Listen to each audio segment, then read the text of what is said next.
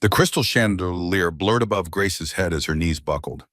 7 months pregnant, designer gown, luxury gala, and the last thing she heard before hitting the marble floor was laughter. Not concern, not gasps of worry, laughter. Sharp, delighted, cruel. It came from her husband's mistress, the woman everyone knew about except Grace, the woman who had been there all along, hiding in plain sight, at restaurants, at parties, even at Grace's own anniversary dinner. While Grace lay on cold marble, her unborn baby's heartbeat racing, that laughter echoed through the ballroom, and Grace realized something terrifying.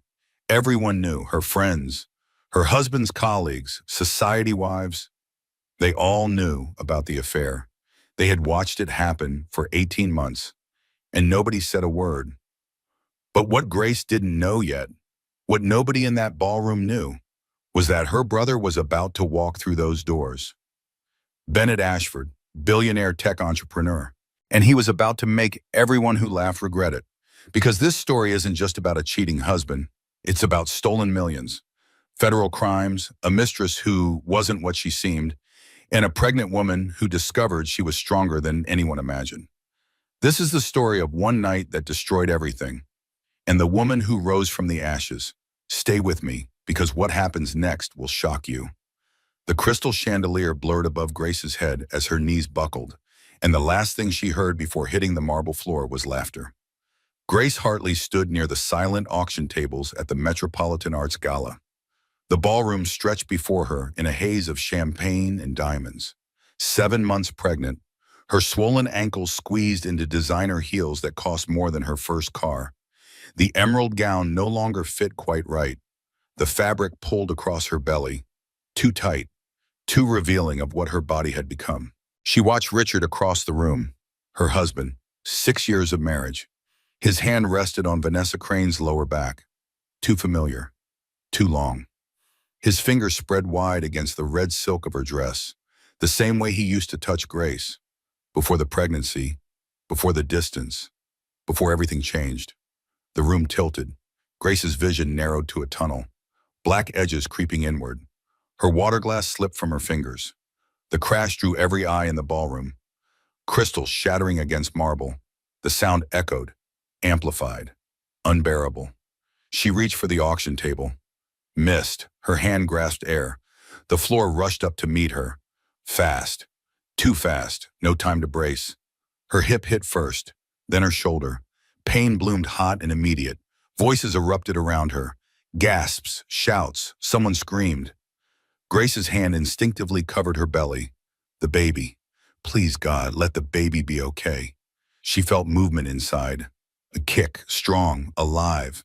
Thank God, thank God, thank God. Through the ringing in her ears, Grace heard a voice, sharp, delighted, female. Oh my God, she's so dramatic. Always making everything about her. Vanessa. The laughter that followed was worse than the words.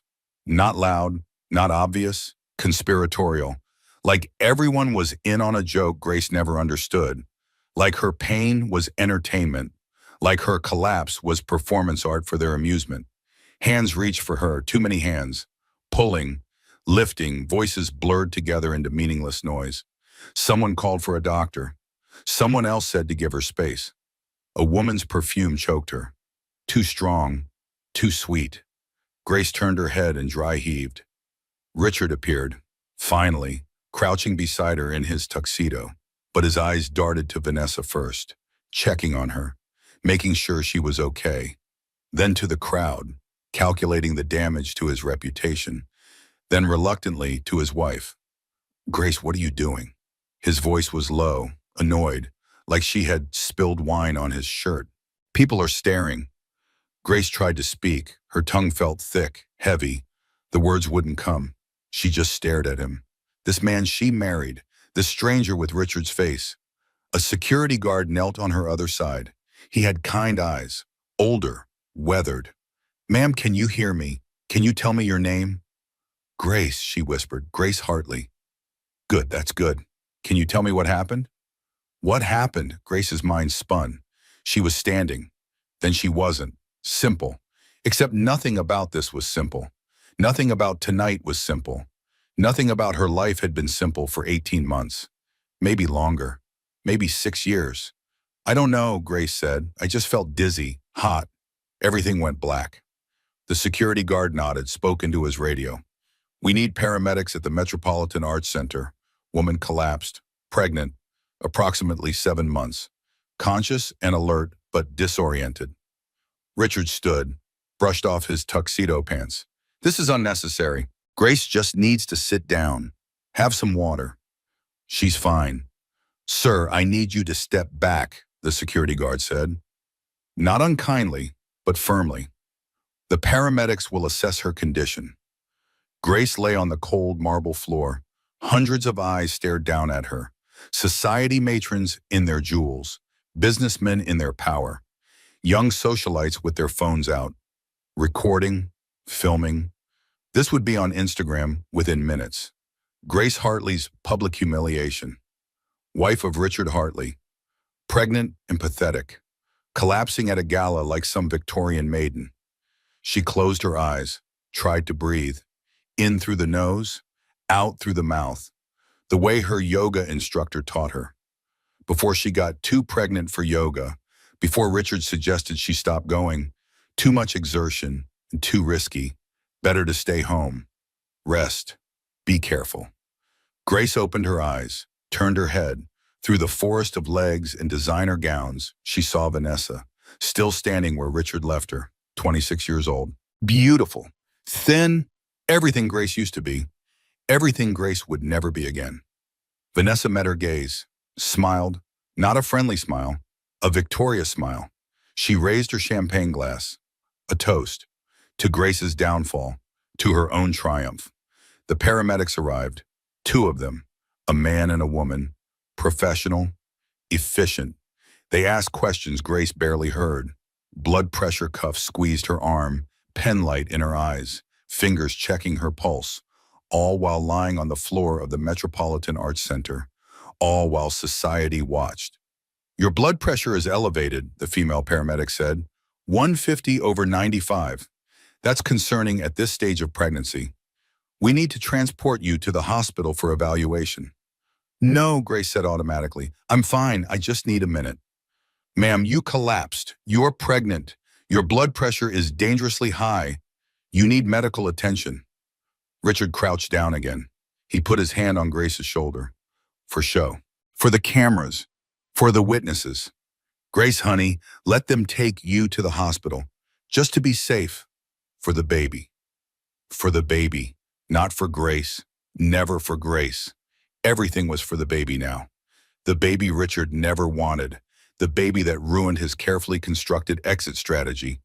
Grace wanted to refuse. Wanted to stand up. Walk out on her own. Prove she was fine. But her body betrayed her. When she tried to sit up, the room spun. Her stomach lurched. The paramedics caught her before she fell again. We're going to put you on a stretcher, the male paramedic said. Try not to move. They lifted her, strapped her in. The ceiling passed overhead as they wheeled her through the ballroom. Every face turned to watch. Grace kept her eyes closed, couldn't bear to see their expressions. Pity, curiosity, satisfaction. She heard whispers, fragments of conversation. 7 months pregnant and still trying to fit into a size 4. I heard she's been having problems. The pregnancy wasn't planned. Richard must be mortified. Well, what did she expect, trapping a man like that? The whispers followed her out of the ballroom, down the corridor, into the ambulance bay. Even when the doors closed, even when the sirens started, Grace could still hear them, would always hear them. She lay in the ambulance, fluorescent lights too bright, medical equipment beeping. The female paramedic sat beside her, took her blood pressure again, frowned at the reading. Is anyone riding with you to the hospital? The paramedic asked. Grace thought of Richard, still back at the gala, still worried about appearances, still standing too close to Vanessa. No, Grace whispered. There's no one. The paramedic squeezed her hand. You're not alone. We're right here. And your baby is strong. I can hear the heartbeat. Everything is going to be okay. But Grace knew better. Nothing was okay. Nothing had been okay for a long time. She had just been too afraid to admit it, too afraid to face the truth everyone else already knew. She was the only one who didn't know her marriage was over, the only one who didn't see her husband's affair, the only one who believed his lies. She had been sitting in the parked car of her own life, engine running, unable to go inside, because the moment she opened that door, she would have to face what she already knew. The ambulance pulled away from the Metropolitan Arts Center, away from the Gala, away from Richard, away from the life Grace thought she had, towards something unknown, something terrifying, something necessary. Grace's hand rested on her belly. The baby kicked again, once, twice. A reminder she wasn't truly alone. Whatever happened next, they would face it together. Mother and child, ready or not. Emergency room lights burned white and relentless overhead. Grace lay in a curtained bay. The sounds of the hospital pressed in from all sides, machines beeping, voices calling, footers rushing past. Somewhere a child cried, somewhere someone moaned in pain. Grace closed her eyes and tried to disappear into the thin mattress. Dr. Elena Ross pulled the curtain aside and entered. 45 years old, gray streaking through her dark hair. Warm brown eyes that had seen everything and judged nothing. She had been Grace's obstetrician since the positive pregnancy test 7 months ago. The only person who seemed to genuinely care how Grace felt.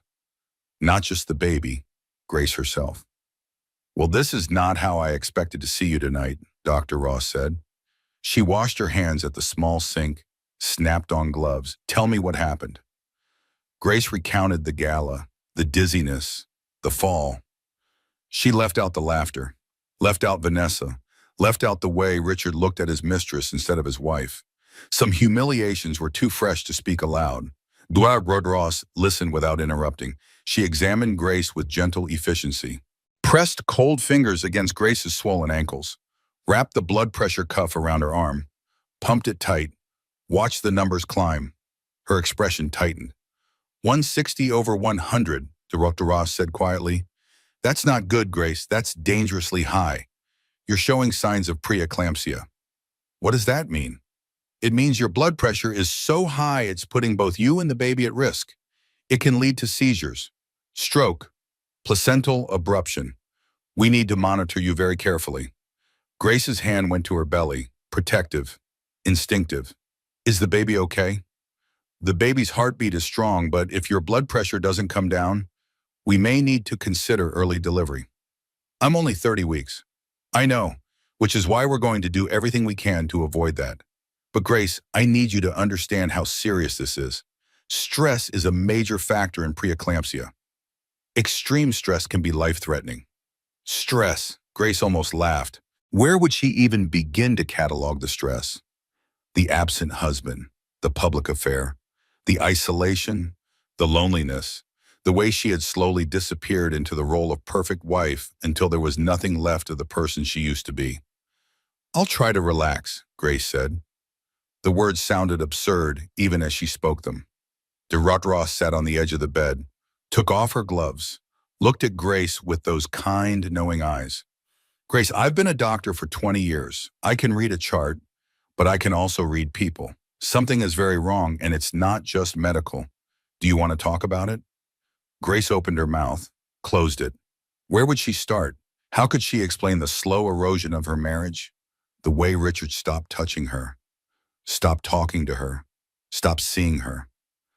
How could she admit she knew about Vanessa, had known for months, but was too afraid to confront it, too afraid to lose the life she had built, even if that life was killing her?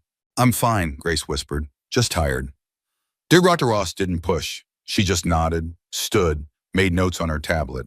"I'm admitting you overnight for observation. We need to monitor your blood pressure, make sure the baby stays stable. I want you on complete bed rest, no stress, no excitement, just rest." "Can I go home?" "Not tonight, maybe not for several days, depending on how you respond to treatment." Dr. Ross paused at the curtain. "Grace, you're not alone in this. Whatever is happening, there are people who can help.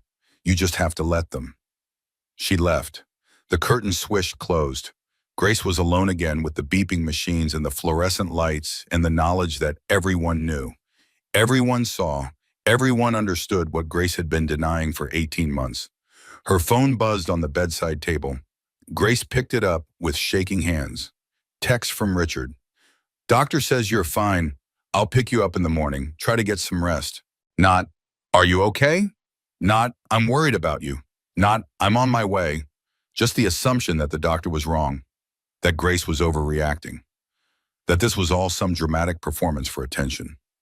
Grace stared at the message. Her thumb hovered over the keyboard. She wanted to scream, wanted to rage, wanted to demand why he wasn't here, why he cared more about staying at the gala than being with his pregnant wife in the emergency room. But what came out was, okay. She hated herself for it, for the automatic compliance, for the reflex to make things easy for him, to not make waves, to not be difficult. Grace Hartley, 30 years old, 7 months pregnant, lying in a hospital bed, still worried about inconveniencing her husband.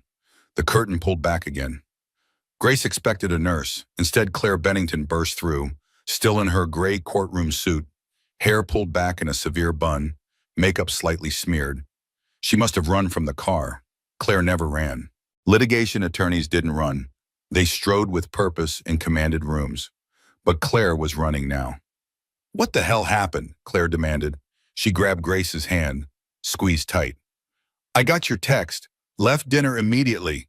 Are you okay? Is the baby okay? Grace started to give the standard answer. I'm fine. Everything's fine. But looking at Claire, her best friend since college, the one person who never stopped calling even when Grace stopped answering, the words that came out were different. No, Grace said. Her voice broke. I'm not okay. Nothing is okay. Claire pulled a chair close, sat, didn't let go of Grace's hand.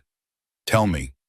So Grace told her about the gala, about watching Richard touch Vanessa, about the laughter when she fell, about the text message that proved Richard cared more about appearances than his wife's health. The words poured out, months of silence breaking open, years of holding everything inside finally released. Claire listened without interrupting. Her jaw tightened with each revelation. Her eyes grew harder. When Grace finished, Claire took a deep breath.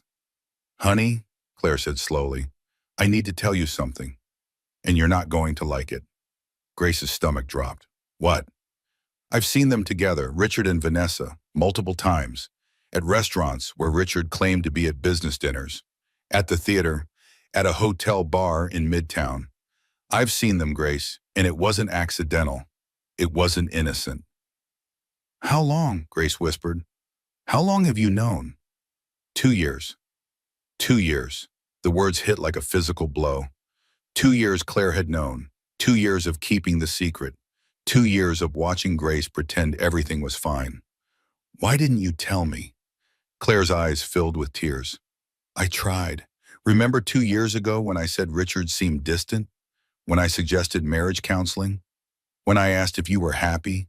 You shut me down every time. You said everything was perfect. Bogged. That I was reading too much into things. That Richard was just stressed about work. You didn't want to hear it, Grace, so I stopped saying it. Grace wanted to be angry, wanted to blame Claire for not pushing harder, but she couldn't because Claire was right. Grace had shut her down, had refused to listen, had built walls around the truth so high that even her best friend couldn't scale them.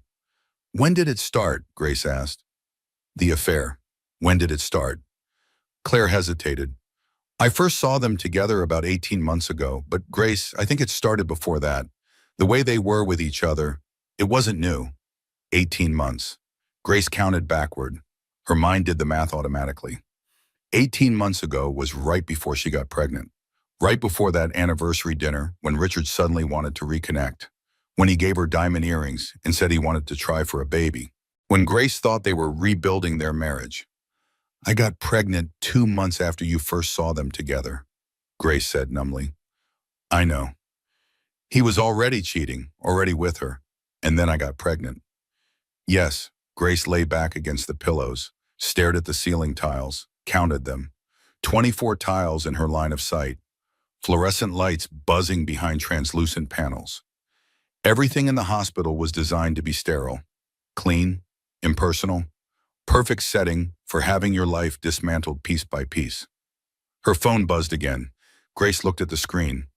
Text from an unknown number. She almost ignored it, but something made her open it. This is Margaret Hartley. I heard about your episode at the Gala. Very embarrassing for Richard. Please be more careful in the future. Her mother-in-law, not asking if she was okay, not concerned about her grandchild, just worried about embarrassment, about appearances, about Richard's reputation in society circles. Grace showed Claire the message. Claire read it. Her expression went cold. That woman is a piece of work. She's always hated me. She's always been jealous of you. You're everything she isn't. Kind, genuine, real. Margaret Hartley is nothing but old money and new veneers. Despite everything, Grace smiled. Small, brief, but real. Thank you for being here. Where else would I be? You're my sister, not by blood, but by choice. And that's stronger.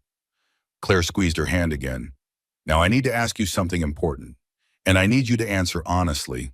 No deflecting, no protecting Richard, just honesty. Okay? Grace nodded. Do you want to save this marriage? The question hung in the sterile air. Grace opened her mouth. The automatic yes formed on her tongue. That's what good wives said. That's what society expected, especially pregnant wives. You fought for your marriage. You sacrificed. You compromised. You made it work. But what came out was, I don't know. It was the most honest thing Grace had said in months, maybe years. She didn't know. Didn't know if the marriage was worth saving. Didn't know if Richard even wanted to save it. Didn't know if she had the strength to fight for something that had been dead for longer than she wanted to admit. That's okay, Claire said. Not knowing is better than lying to yourself. And Grace, whatever you decide, I'm here. Legal advice, emotional support, 3 a.m. phone calls, whatever you need. You're not alone. But Grace felt alone, desperately, completely alone. Lying in a hospital bed with a baby inside her and a marriage disintegrating around her. She had never felt more isolated, more adrift, more terrified of the future. The baby kicked, strong, insistent, demanding attention. Grace's hand covered the movement, her child, her responsibility, her reason to keep going even when everything else was falling apart. I'm not crazy, Grace said quietly, not to Claire, to herself, to the universe, to anyone listening. I know what I saw. I know what I heard. I'm not imagining this. No, Claire agreed. You're not crazy. You're seeing clearly for the first time in years, and that's terrifying, but it's also necessary. A nurse came in, checked Grace's vitals, hung a new UAV bag, adjusted the fetal monitor, left without much conversation. Hospital efficiency. Grace was just another patient, another case, another woman having another crisis. Nothing special, nothing unique. But to Grace, this felt like the end of the world. Claire stayed until visiting hours ended, promised to come back first thing in the morning, threatened to bring coffee and real food because hospital food was punishment enough without adding medical trauma. She kissed Grace's forehead, squeezed her hand one more time, left. Grace was alone with her thoughts and her machines and her unborn child. 3 in the morning came, then 4. Sleep wouldn't come. Her mind spun in endless circles, replaying every moment, every sign she missed, every time she made excuses for Richard's behavior. She reached for her phone, opened Instagram, searched for Vanessa Crane. The account was public.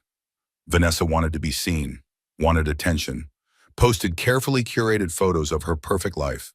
Grace scrolled through months of evidence she had been too afraid to look for. There, a photo from 6 months ago.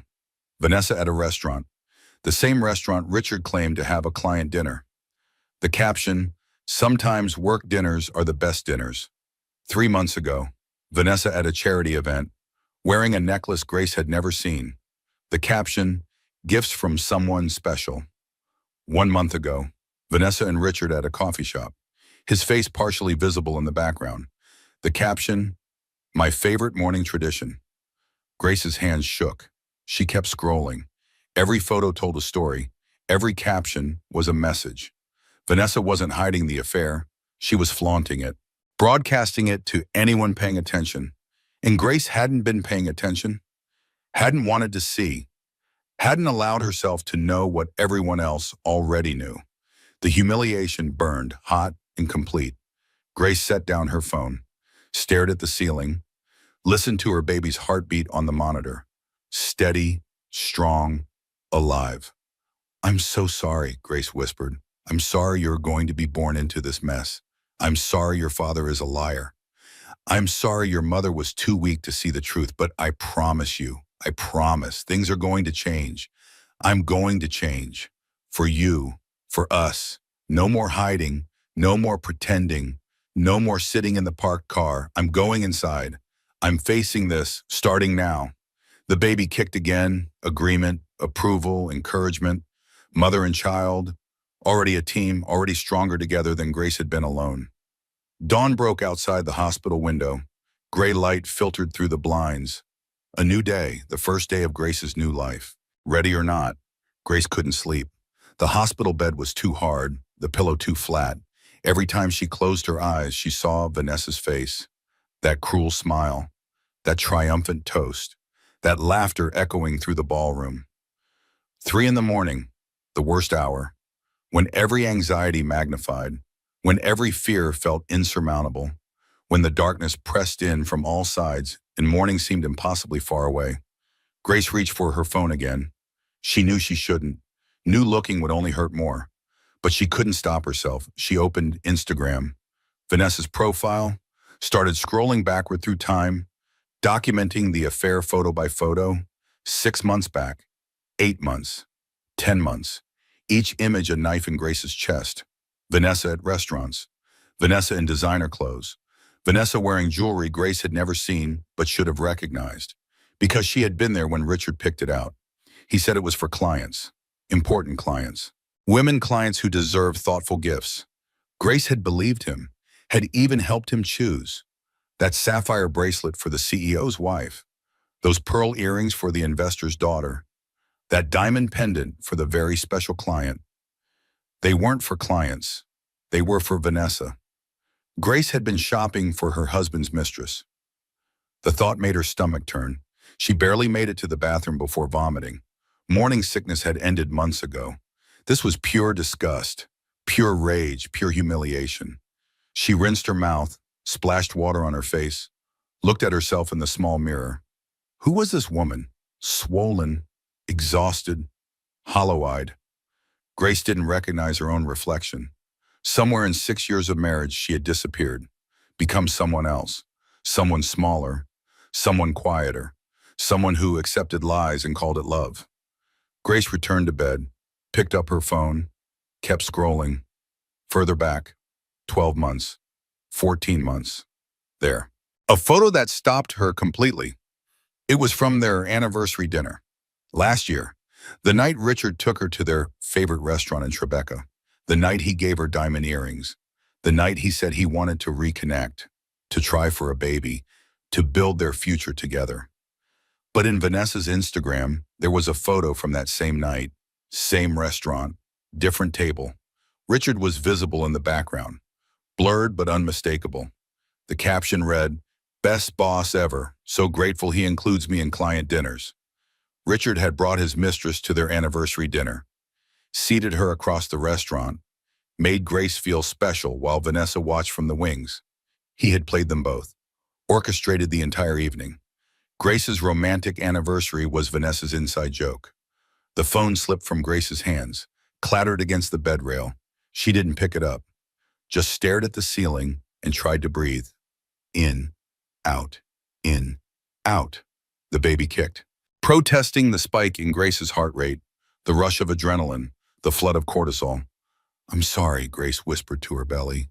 "I'm so sorry. Mama's trying to stay calm. I promise one." But calm felt impossible. Grace's mind raced. How many times had Richard done this? How many special occasions had he poisoned with his lies? How many moments had he shared with Vanessa while pretending to love Grace? Her birthday dinner 3 months ago. Their trip to the Hamptons last summer. Christmas with his family. Had Vanessa been there too? Hidden in plain sight. laughing at Grace's ignorance, celebrating Grace's blindness. Claire's words echoed in Grace's head. I've seen them together for 2 years. 2 years of everyone knowing, everyone watching, everyone waiting for Grace to wake up, while she played the perfect wife, hosted dinner parties, attended charity events, smiled for cameras, pretended everything was fine. The humiliation was complete, total, suffocating. Grace wanted to disappear, wanted to sink into the hospital bed and never resurface. How could she face anyone again? How could she hold her head up, knowing everyone had witnessed her degradation? Everyone had seen what she refused to see. The door opened. Claire stepped in, still wearing yesterday's suit, hair in a messy bun, no makeup. She looked exhausted, beautiful, real. I couldn't sleep, Claire said. She carried 2 cups of coffee. Figured you couldn't either. They have terrible coffees in the cafeteria, but it's hot and it's caffeinated, and that's all that matters at 3 in the morning. Grace took the cup, sipped. Claire was right. It was terrible, but it was also exactly what she needed. Claire settled into the chair beside the bed. What are you doing awake? Grace handed her the phone. Open to Vanessa's Instagram. The anniversary dinner photo. Claire looked. Her expression darkened. That son of a bitch. He brought her to our anniversary dinner. I see that. He made me feel special while she watched. He played us both like puppets. No, Claire said firmly. He played you. Vanessa knew exactly what she was doing. She chose to be his mistress, chose to participate in humiliating you. She's not a victim here, Grace. She's a willing accomplice. Grace knew Claire was right, but part of her still wanted to believe Vanessa had been deceived too. That Richard had lied to both of them, told Vanessa the marriage was over, promised her a future, because if Vanessa knew, if Vanessa participated willingly, then the cruelty was even worse than Grace imagined. Look at the comments, Grace said quietly. Claire scrolled down. Her jaw tightened. The comments were innocuous on the surface. Friends saying how lucky Vanessa was, how wonderful her boss was, how jealous they were of her life. But underneath, hidden in plain sight, there were messages only insiders would understand. You two look so good together. When's the wedding? He knows what he wants. Lucky girl. The comments were from people Grace knew, society wives, business associates, and people she considered friends. They all knew, all of them, and they commented publicly, celebrated publicly, acknowledged the affair for anyone willing to see. Grace felt the walls closing in. The hospital room was too small, the air too thin. She couldn't breathe, couldn't think, couldn't process the scope of the betrayal. Everyone knew, Grace said. Her voice sounded hollow, distant. Everyone watched it happen, and nobody said anything. Nobody warned me. They just let me walk around like an idiot, smiling, playing hostess, being the perfect wife, while they all laughed behind my back. They're cowards, Claire said. Every single one of them. They saw you being hurt, and they chose silence. That says everything about them and nothing about you. But why? Why didn't anyone tell me? Claire set down the phone, took Grace's hands. Because telling would have been uncomfortable. It would have forced them to take sides, to make moral judgments, to risk their social standing. It was easier to watch, to whisper, to make the affair into entertainment. You weren't a person to them, Grace. You were a soap opera, a real-life drama they could watch unfold while eating canapes and drinking champagne. The words hurt because they were true. Grace had never been real to those people. She was Richard's wife, an accessory, a role, not a human being with feelings and dignity and worth. When she served her purpose, she was accepted. Now that Richard wanted to discard her, she was nothing, less than nothing, an embarrassment, a problem to be managed. Grace pulled her hands from Claire's, wrapped her arms around her belly. Her baby was the only pure thing in her life right now, the only relationship untainted by lies, the only love that felt real. I've been living in a house of mirrors, Grace said. Everything I thought was real was just reflection, distortion. I don't even know what the truth is anymore. Don't know what was real and what was performance. That's what gaslighting does, Claire said. It makes you doubt your own reality. Richard is a master at it. I've seen him in action. The way he twists your words, makes you feel crazy for noticing obvious things, convinces you that your instincts are wrong. That's not love, Grace. That's manipulation. That's abuse. Abuse. The word landed heavy. Grace had never thought of her marriage as abusive. Richard didn't hit her, didn't scream, didn't break things, but he broke her slowly, systematically, with 1,000 small cruelties disguised as love, with isolation disguised as protection, with control disguised as care. I knew, Grace admitted. Some part of me always knew. The way he'd shower after coming home, the way he'd mute his phone around me, the way he'd accuse me of being paranoid whenever I questioned him. I knew, but I told myself I was wrong, that I was being a jealous wife, that I was hormonal, crazy, ungrateful. I gaslit myself. Claire nodded. That's the final stage, when the victim internalizes the abuser's voice, becomes their own jailer. You're not there anymore, Grace. You see clearly now. That's why you're in so much pain, because seeing the truth hurts. But it's necessary pain, healing pain. Grace's phone buzzed, text from Richard. Just leaving the gala. Very successful night. The foundation raised $200,000. See you in the morning. Just leaving.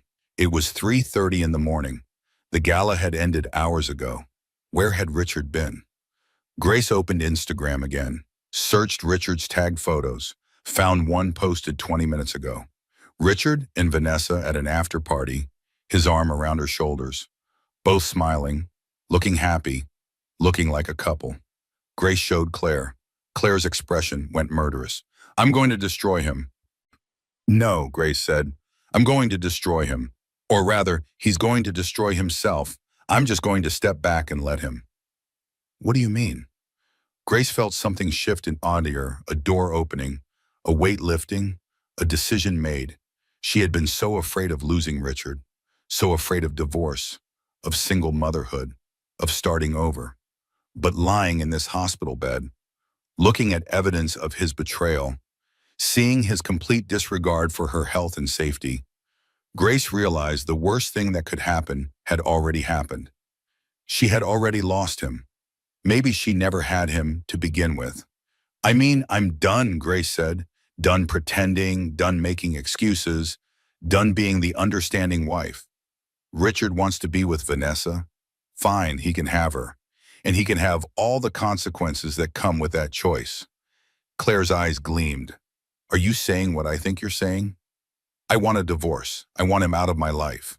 I want to raise this baby alone rather than in a house full of lies. I want my self-respect back. Grace felt tears on her cheeks, not sad tears, angry tears, liberating tears. I deserve better than this. My baby deserves better than this. Yes, Claire said fiercely. Yes, you do, and I'm going to help you get it. I'm going to need a lawyer. You're looking at one. I'm officially representing you as of this moment. Pro bono. Because you're my sister, and because watching Richard implode is going to be the highlight of my career. Despite everything, Grace laughed. Small, broken, but real. He's going to fight. He's going to make this ugly. Let him. I've handled worse. And Grace, there's something you should know. I did some digging after I left here earlier. Called in some favors. Richard's hedge fund is in trouble. Bad investments, angry clients, rumors of impropriety. If I look hard enough, I bet I'll find something actionable. Grace's mind raced. Richard had been stressed about work lately, more stressed than usual. Drinking more, sleeping less, taking calls at odd hours. She had assumed it was normal business pressure. But what if it was more? What if Richard's affair wasn't the only secret he was keeping? Find out, Grace said. Find out everything. I want to know who I married. Want to know what else he's been hiding. Consider it done. A nurse came in, checked Grace's blood pressure, made notes on the chart. It's coming down. That's good. Dr. Ross will be pleased. Try to rest. Both of you. The nurse left. Grace and Claire sat in comfortable silence, the kind of silence only true friends could share. No need for words, just presence, just solidarity, just the knowledge that Grace wasn't alone anymore. She had been alone for so long, isolated in her marriage, but not anymore. "Thank you," Grace said, "for being here, for not giving up on me when I pushed you away." "I'll never give up on you," Claire promised. That's what sisters do. We show up, we tell the truth, we fight beside each other. Always. Grace finished her terrible coffee, lay back against the pillows, felt exhaustion pulling at her finally, the adrenaline fading, the shock receding, leaving behind a strange sense of peace. Or not peace exactly. Resolution. The decision had been made, the path chosen. No more waiting, no more hoping things would magically improve, no more denial. She was getting a divorce. She was going to be a single mother. She was going to rebuild her life from scratch. The thought was terrifying, overwhelming, but also strangely liberating. For the first time in years, Grace's future belonged to her. Not to Richard, not to society, not to anyone's expectations. Just her. "Go home," Grace told Claire. "Get some sleep. You look like death." "So do you." "I'm in a hospital. I have an excuse." Claire stood, stretched, winced. "I'll be back in the morning, bringing real food, and my laptop. We have a lot of work to do." "Claire?" "Yeah? If you find something that could hurt Richard, will you tell me?" Claire met her eyes. "Every single detail, I promise. No more secrets, no more protection, just truth, however ugly it gets." "Good." Claire left. Grace was alone again, but it felt different this time. Less suffocating, less desperate. She was alone but not helpless. Alone but not defeated. Alone but not without resources. Grace picked up her phone one more time, looked at Vanessa's Instagram, the anniversary dinner photo, the cruel caption, the knowing comments. She had been staring at this evidence for hours, letting it hurt her, letting it define her. But no more. Grace did something she should have done months ago. She blocked Vanessa's account, blocked everyone who commented on that photo, blocked every single person who watched her humiliation and said nothing. One by one, name by name, cutting out the rot, removing the poison. Her phone was lighter when she finished. Her contacts list smaller, but cleaner, purer. Only real people remained. Only people who cared. Claire, her old boss from the museum, college friends she had lost touch with, people who knew Grace before Richard, people who might remember who she used to be and help her find that person again. The hospital room grew quiet. Outside the window, the sky began to lighten. Not quite dawn, but the promise of dawn. The darkest hour was ending. Morning was coming. Grace closed her eyes. Let sleep take her finally. Her last thought before drifting off was simple, clear, certain. This ends now. No more victim, no more ignorance, no more Grace Hartley the wife. Just Grace. Starting over. Starting right now. Grace woke to sunlight and voices. Her eyes felt gritty. Her mouth tasted like old coffee and regret. The hospital room came into focus slowly. White walls, beeping machines, IV line in her arm. For a moment, she forgot where she was, why she was here. Then memory crashed back. The gala, the fall, Richard, Vanessa, everything. The voices were coming from outside her room. Claire's voice, sharp, insistent, and another voice, male, deep, familiar in a way that made Grace's chest ache. The door opened. Claire entered first. Behind her was Bennett Ashford, Grace's brother, 38 years old, 6'3", wearing a suit that probably cost more than Grace's wedding dress. His dark hair was graying at the temples. His eyes were the same green as Grace's, the same green as their mother's. "Bennett," Grace whispered. He crossed the room in 3 strides, sat on the edge of her bed, took her hand in both of his. His hands were warm, solid, real. "Hey, Gracie," Bennett said softly. "Claire called me, told me what happened. I got on the first flight out of San Francisco." Tears burned Grace's eyes. She hadn't seen Bennett in 3 months, not since Christmas. Richard always had reasons why they couldn't visit. Work obligations, social commitments. Bennett's schedule was too demanding. Better to just call, just video chat. Better not to inconvenience him. Grace had believed it, had accepted Richard's excuses, had let the distance grow between her and the one person who had always protected her, the one person who had raised her after their mother died, who had put his own life on hold to make sure Grace had everything she needed. "I'm sorry," Grace said. "I should have called, should have stayed in touch. I've been a terrible sister." "Stop," Bennett said firmly. "You've been a wife in a difficult marriage. That's not your fault. But I'm here now and I'm not going anywhere, so tell me, what do you need?" The question was so simple, so direct. Not, "What did you do wrong?" Not, "How did you let this happen?"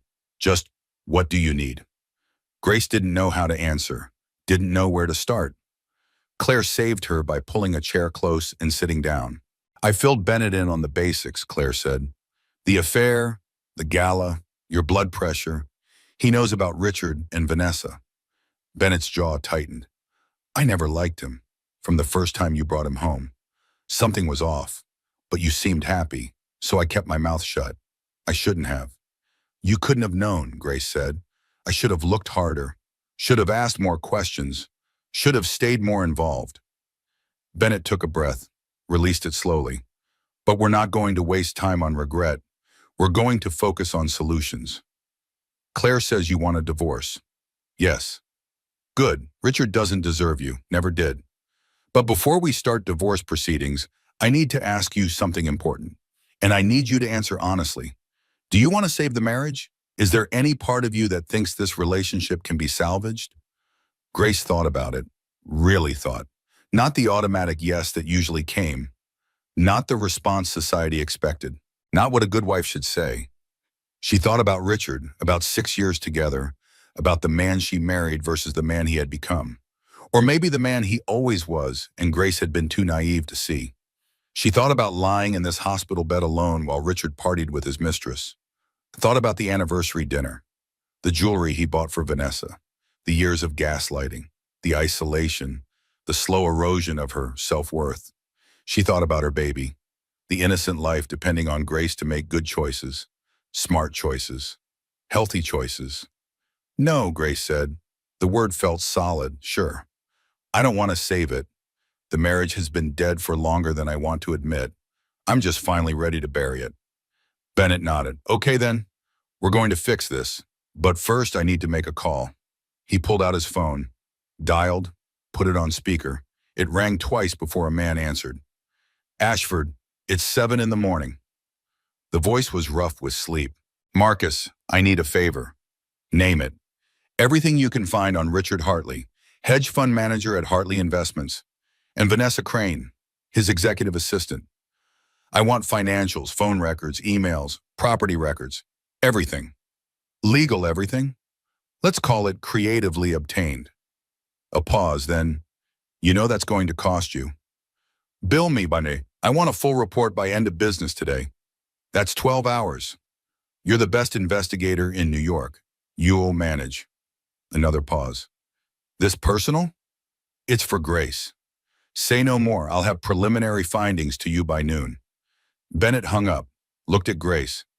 "Marcus is a private investigator, former FB. He's going to dig into Richard's life, find out what else he's been hiding. Because men who cheat usually have other secrets too." Grace felt a flutter of hope, or maybe fear. What if he finds something bad? Then we'll deal with it. But knowledge is power, Gracie. Right now, Richard thinks he has all the power. He thinks you're weak, dependent, that you'll accept whatever scraps he throws you because you have no other options. We're going to show him exactly how wrong he is. The door opened. Dr. Ross entered with a tablet and a smile. "Good morning, Grace. Your blood pressure is much better, down to 130/85. Still elevated but manageable. How are you feeling?" "Tired, but better." "Good. I'm going to release you today, but with strict conditions. You're on bed rest. That means no work, no stress, no excitement. You rest, you eat, you stay calm. Understood?" "Yes." "Where will you be staying?" Dr. Ross asked. "I need an address for follow-up." Grace opened her mouth, closed it. She couldn't go back to the penthouse. couldn't face Richard, couldn't sleep in their bed knowing what she knew. But where else could she go? She had no family except Bennett, no close friends except Claire. Richard had made sure of that. "She'll stay with me," Bennett said. "I still have Mom's brownstone in Brooklyn Heights. Plenty of room, quiet, safe." "That works," Dr. Ross said. She made notes on her tablet. "I'll arrange home health visits. A nurse will check on you 3 times a week. Monitor your blood pressure. Make sure the baby is thriving. Grace, I need you to take this seriously. Preeclampsia can escalate quickly. If you experience headaches, vision changes, or decreased fetal movement, you go straight to the emergency room. Don't wait. Don't hesitate. Understood?" "Understood." Dr. Ross left to process discharge papers. Grace looked at Bennett. "You kept the brownstone? I thought you sold it years ago." "I couldn't. Too many memories. Mom's paintings are still on the walls. Her piano in the living room. Her garden out back. It felt wrong to let strangers live there. So I kept it. Rented it out occasionally, but mostly it just sits empty, waiting." "Waiting for what?" Bennett's expression softened. "For you to need it." The words hit Grace hard. Her brother had kept their childhood home for 14 years, maintained it, preserved it, just in case Grace needed a safe place to land. He had known, somehow, that one day she would need refuge, and he had made sure it was there. "Thank you," Grace whispered. "You don't need to thank me. You're my sister. I'll always take care of you. That's not negotiable." Claire stood, stretched. "I'm going to run to your place and pack you a bag. I still have keys, remember? I'll grab clothes, toiletries, your laptop, anything else you need." "My mother's photo album," Grace said. "It's in the bottom drawer of my dresser, and my journal. It's hidden in the closet behind the shoeboxes." Claire raised an eyebrow. "You keep a journal?" "Started it 6 months ago, after a particularly bad fight with Richard. I needed somewhere to process everything. Somewhere he wouldn't find it." "Smart. I'll get it. Be back in 2 hours." Claire left. Grace was alone with Bennett. He hadn't let go of her hand, just sat there, solid, present, the way he had been her whole life. When their father died in a car accident when Grace was 3, when their mother was diagnosed with cancer when Grace was 14, when she died 2 years later. Bennett had been there, always there. "I messed up," Grace said quietly. "Married the wrong person, ignored all the red flags, let him isolate me from everyone who cared. I'm 30 years old and I've wasted 6 years on a man who never loved me." "You didn't waste anything. You learned. You survived. You are stronger than you think." Bennett squeezed her hand. "And for what it's worth, I don't think Richard is capable of loving anyone, except maybe himself. Vanessa thinks he loves her. Vanessa is 26 years old and sleeping with her boss. She's not exactly making great decisions either." Grace almost smiled. "Claire said she's going to help me destroy him." "Claire's a pit bull in Prada. Richard has no idea what's coming." Bennett's phone buzzed. He glanced at it. His expression hardened. "Speak of the devil." "What?" "Richard just tried to access your joint accounts, withdraw everything, but I had them frozen an hour ago." Grace blinked. "You can do that?" "I'm on the board of directors at 3 major banks. I made some calls, told them there were concerns about financial elder abuse and potential fraud. They froze the accounts pending investigation. Richard can't touch a penny without both signatures. And you're not signing anything. He's going to be furious. Let him be furious. He should have thought about that before he stole from you. Because that money is half yours, Grace. Every penny, community property. New York law is very clear about that." Grace felt something unfamiliar stirring in her chest. Not fear, not sadness. Power. For the first time in years, she felt powerful. Like she had agency. Like her choices mattered. Like she wasn't just a victim waiting for rescue. She was a woman taking control of her own life. "What else can we do?" Grace asked. Bennett smiled, not a nice smile, a predatory smile. "We can make Richard's life very difficult, very public, very expensive.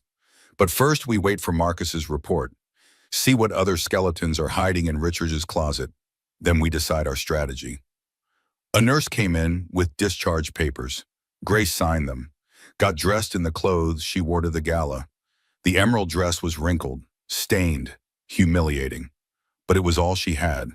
Bennett draped his suit jacket over her shoulders. It hung huge but warm. They left the hospital through a side exit, avoiding reporters who had somehow gotten wind of the story. Society wife collapses at Gala, pregnant and alone. It was gossip gold. Grace kept her head down. Let Bennett guide her to his car, a black sedan with a driver waiting. The drive to Brooklyn Heights was quiet. Grace watched Manhattan pass outside the window, the city she had lived in for 10 years, the city where she built her career as an art curator, the city where she met Richard, the city where her life fell apart. It looked different now, less magical, more ordinary, just buildings and streets and people living their lives. The brownstone stood on a tree-lined street, 4 stories of red brick and white trim, window boxes full of flowers. The garden gate Grace used to swing on as a child. Home, real home. Not the sterile penthouse Richard decorated with a designer. This place held memories, love, safety. Bennett helped Grace up the front steps, unlocked the door. The smell hit her immediately. Lemon polish and old books. Her mother's signature scent. Grace stood in the entryway and felt 14 again, coming home from school. Her mother at the piano, playing Chopin, the sound filling every corner of the house. "I haven't changed anything," Bennett said quietly. "Couldn't bring myself to." Grace walked through the rooms, the living room with her mother's paintings, the kitchen with the farmhouse table where they ate dinner every night, the study where her father used to read. Everything preserved exactly as she remembered. "My old room?" Grace asked. "Upstairs, first door on the right. Still has your patchwork quilt and your bookshelf full of Nancy Drew mysteries." Grace climbed the stairs slowly, pregnant and exhausted. She opened the door to her childhood bedroom. Sure enough, everything was the same.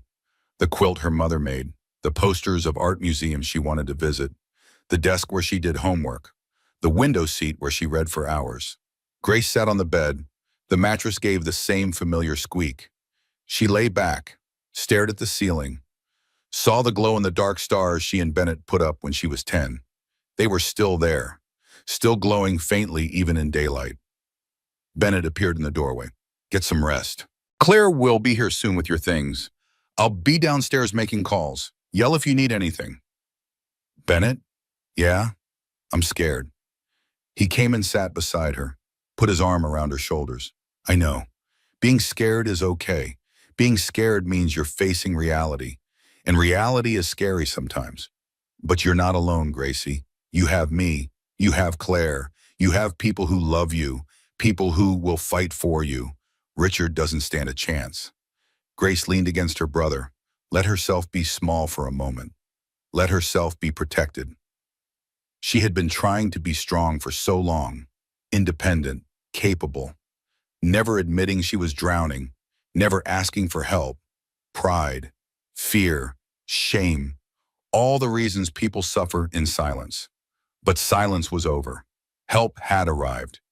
Grace didn't have to be strong right now. She just had to rest, heal, and trust that Bennett and Claire would handle things while she focused on keeping herself and her baby safe. "Thank you for keeping the house," Grace said. "Thank you for finally coming home." Bennett left. Grace was alone in her childhood room, 7 months pregnant, 30 years old, starting over. The irony wasn't lost on her. She had been so eager to leave this place, to grow up, to build her own life, and now she was back, full circle. Except this time she wasn't running from something. She was running toward something, toward herself, toward the person she used to be before Richard, before the lies, before the slow suffocation of her marriage. Grace's phone buzzed. Text from Richard. "What the hell did you do? The bank accounts are frozen. I can't access our money. Call me immediately." Our money, not your money, not family money, our money. The entitlement was breathtaking. Richard had cheated, had planned to leave, had stolen Grace's dignity, and he still believed he was entitled to everything, including money that was legally half hers. Grace didn't respond.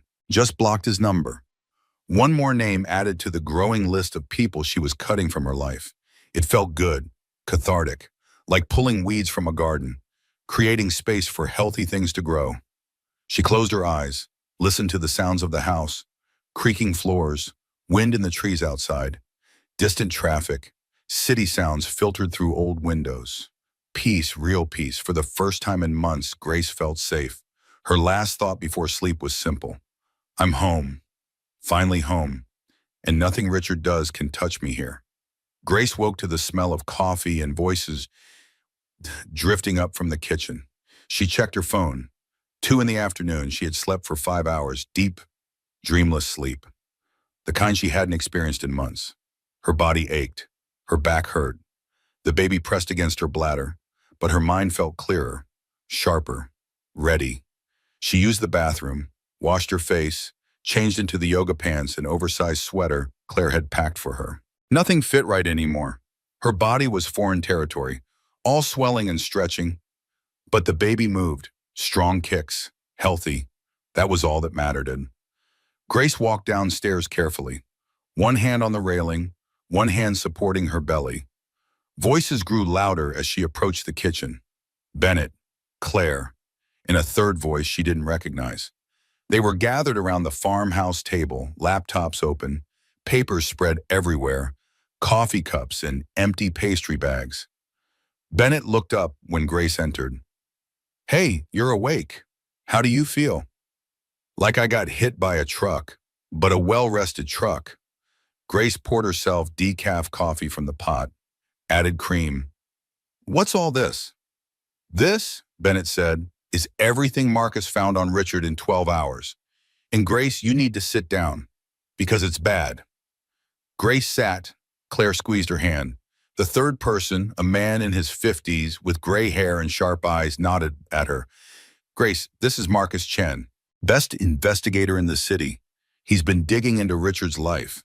What he found is going to change everything. Marcus pulled up a file on his laptop, turned it so Grace could see.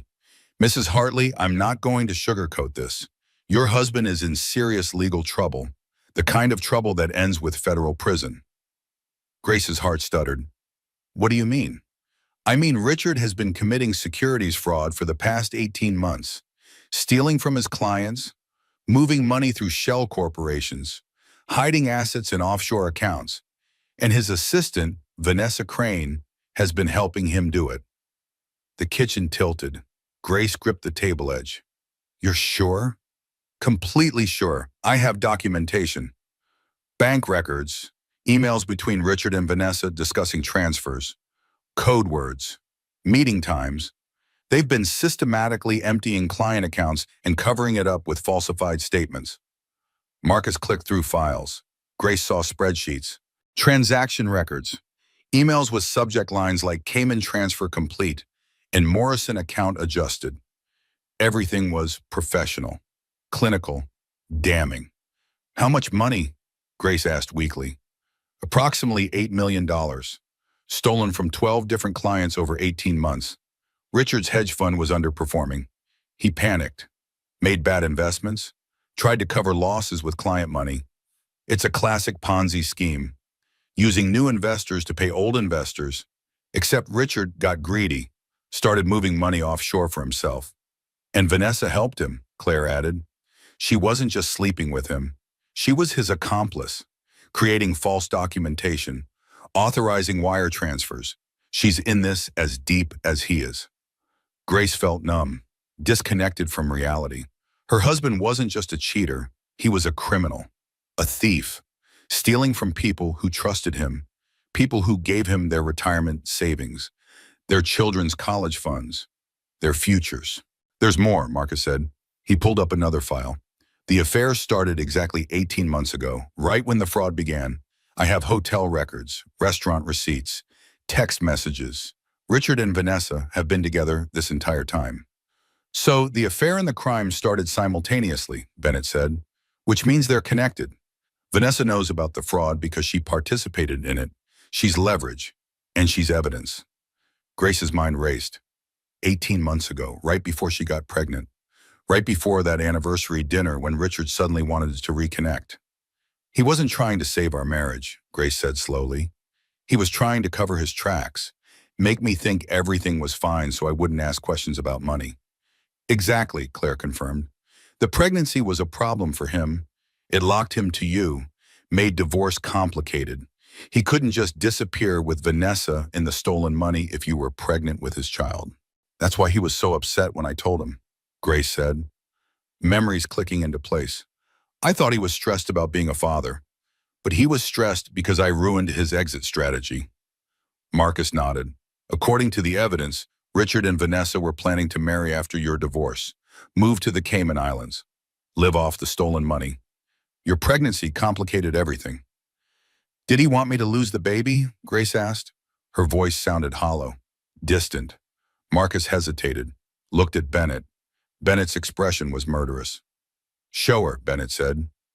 Marcus pulled up text messages between Richard and Vanessa.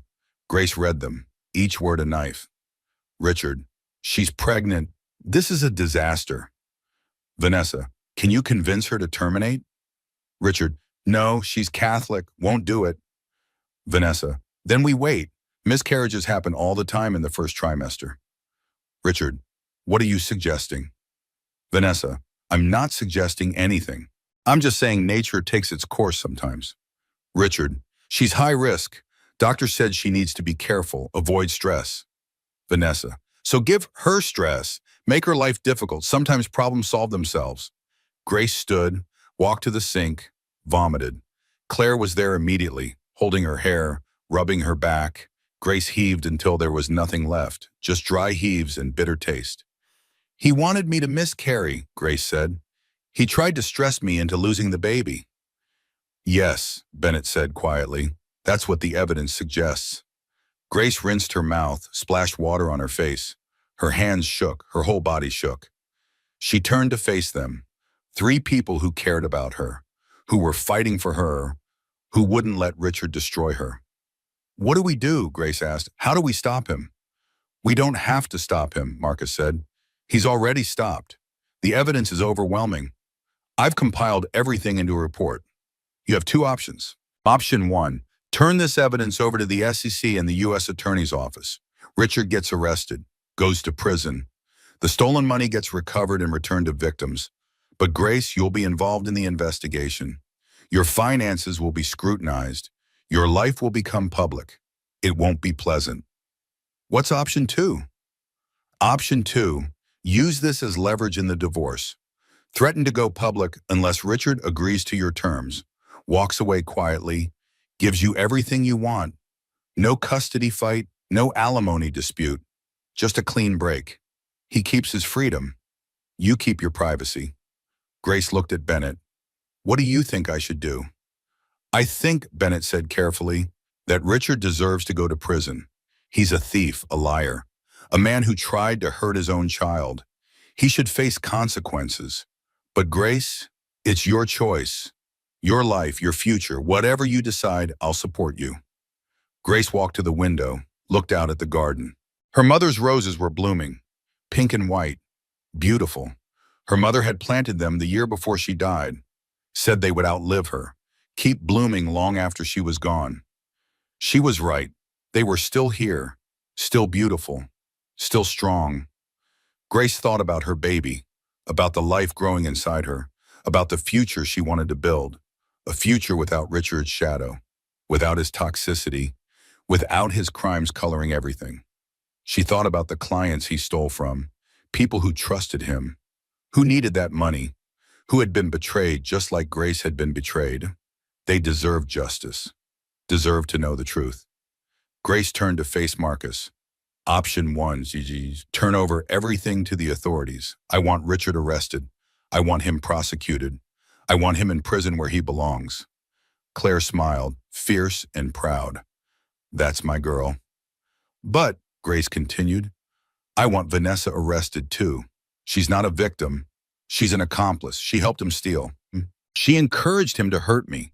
To who somebody to hurt my baby. She doesn't get to walk away from this. Agreed, Marcus said. The evidence incriminates them both. They'll both face charges. How long until they're arrested?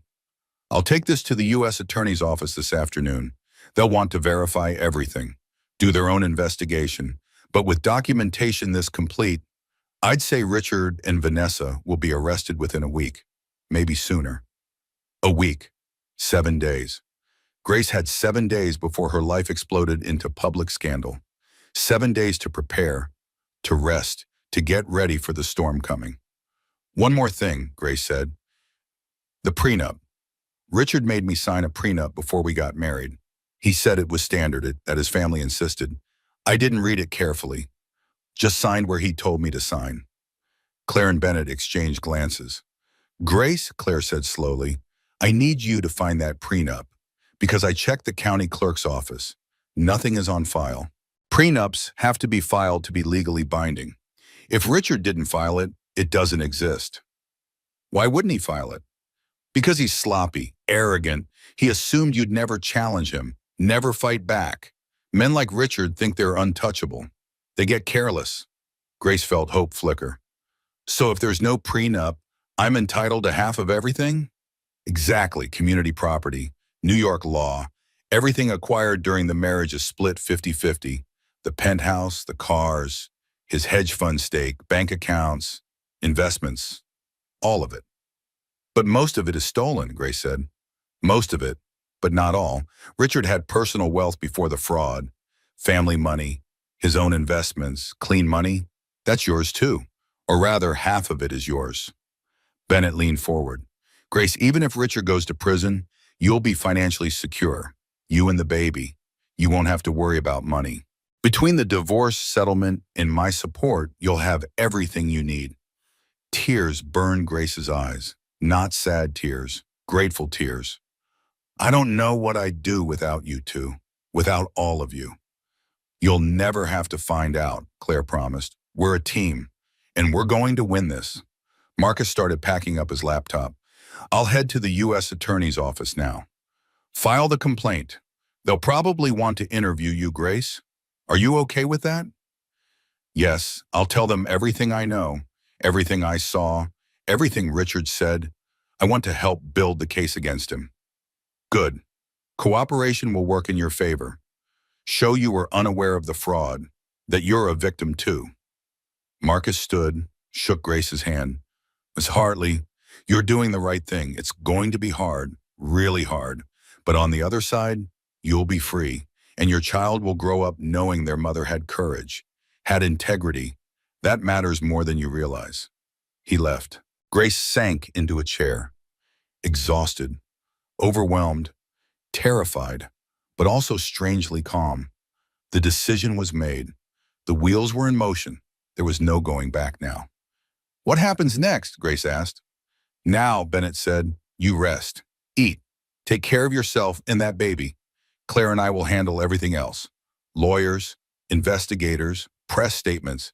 You don't lift a finger, you just focus on staying healthy. Richard is going to come here, Grace said. When he finds out what we've done, he'll come here. He'll try to intimidate me, threaten me. Let him try, Bennett said. His voice was cold, dangerous. This house has security cameras, an alarm system, and me. Richard sets foot on this property. He's the one who will be intimidated, I promise you that. Grace believed him. Bennett had always protected her, from bullies at school, from bad boyfriends in college, from the grief that tried to swallow her when their mother died. He would protect her now, from Richard, from the consequences of Richard's choices, from everything. I'm scared, Grace admitted, not of Richard, of everything else, of being a single mother, of starting over, of everyone knowing what happened, of being the subject of gossip and pity. Claire moved her chair closer, took Grace's hands. Listen to me. You are 30 years old, beautiful, talented, smart. You have a career you loved and can return to. You have money, family, friends. You have everything you need to rebuild your life. And Grace, you're not starting from nothing. You're starting from wisdom. You know who you are now. You know what you won't tolerate. You know your worth. That's not nothing, and that's everything. Grace wanted to believe her, wanted to feel the confidence Claire radiated, but mostly she felt tired, bone-deep tired, the kind of tired that came from carrying too much weight for too long. "I need to sleep," Grace said. "Then sleep," Bennett replied. "We'll be here when you wake up." "We're not going anywhere." Grace climbed the stairs slowly, back to her childhood room, back to the bed with the patchwork quilt. She lay down fully clothed, pulled the blanket over herself, closed her eyes. The baby kicked, strong, healthy, demanding attention. Grace's hand covered the movement. "It's okay," she whispered. "Mama's got you. We're going to be okay. I promise. Whatever happens, we're going to be okay." She almost believed it. Grace woke to shouting, male voices, angry, loud. Downstairs, she checked her phone. 7 in the evening. She had slept for 3 hours. The shouting continued, getting louder. One voice was Bennett's, the other was Richard's. Grace got out of bed carefully, walked to the top of the stairs. "Listen." "Where is my wife?" Richard demanded. "I know she's here. I want to see Grace, now." "Grace is resting. Doctor's orders. You're not seeing her." "I'm her husband. You can't keep me from her. That's illegal. That's kidnapping." "Grace is an adult. She chose to come here. That's not kidnapping. That's called leaving your lying ass." "You have no idea what you're talking about. You have always been jealous of me. Jealous that Grace chose me over staying close to you. You never wanted her to get married. Never wanted her to be happy." Bennett's laugh was cold, sharp. "Happy? You think Grace was happy? She collapsed at a gala because her blood pressure was so high from stress. Stress you caused. Stress from watching you parade your mistress around like she's your wife.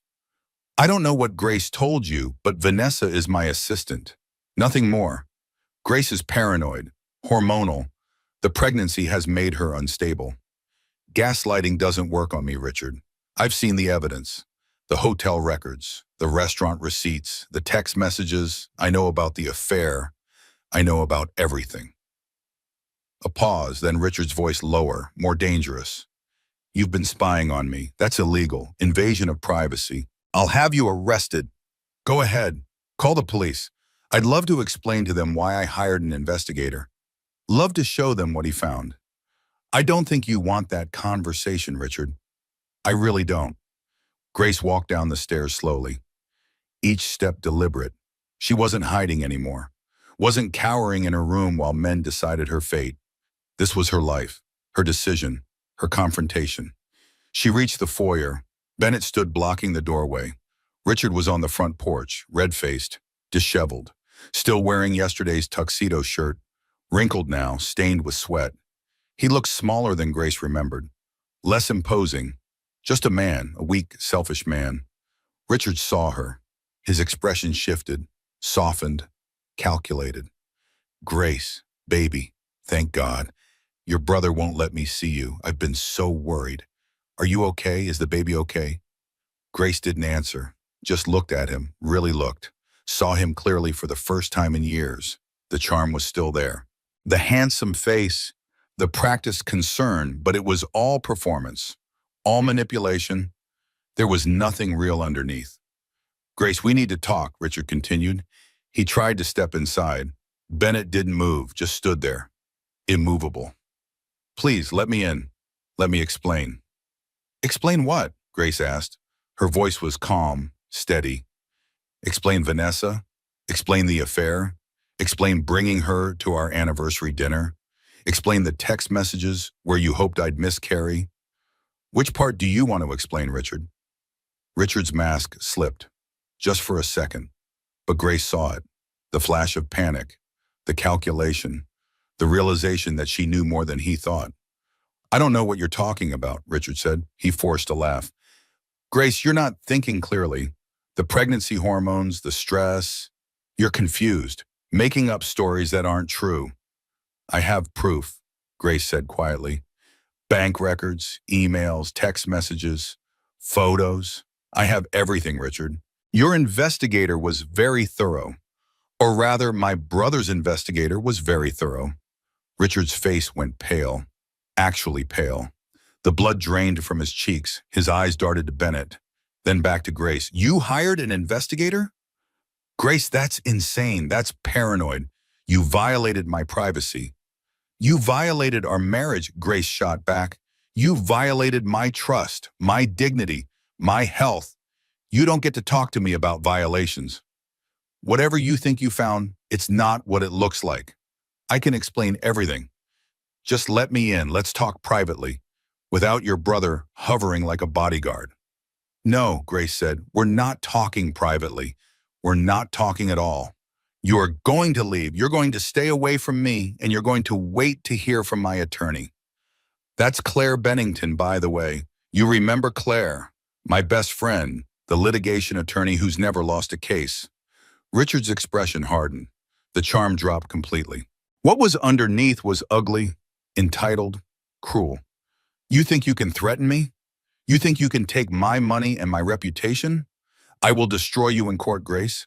I will make your life hell.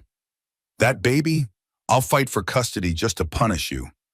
I'll drag you through so much legal mud you'll beg me to take you back. Grace felt something inside her snap.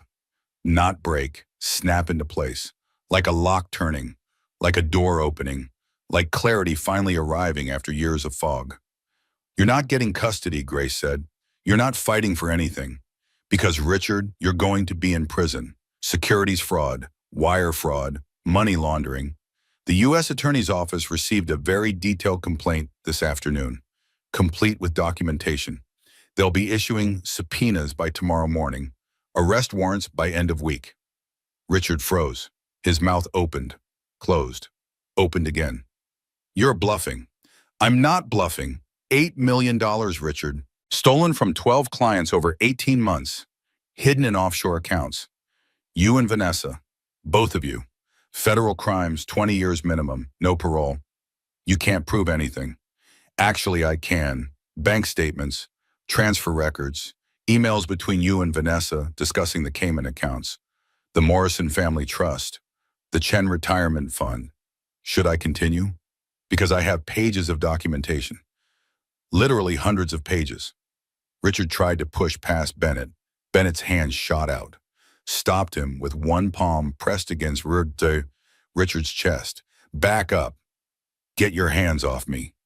Then stop trying to enter a private residence without permission. That's called trespassing. And unlike your crimes, I'd be happy to call the police about it.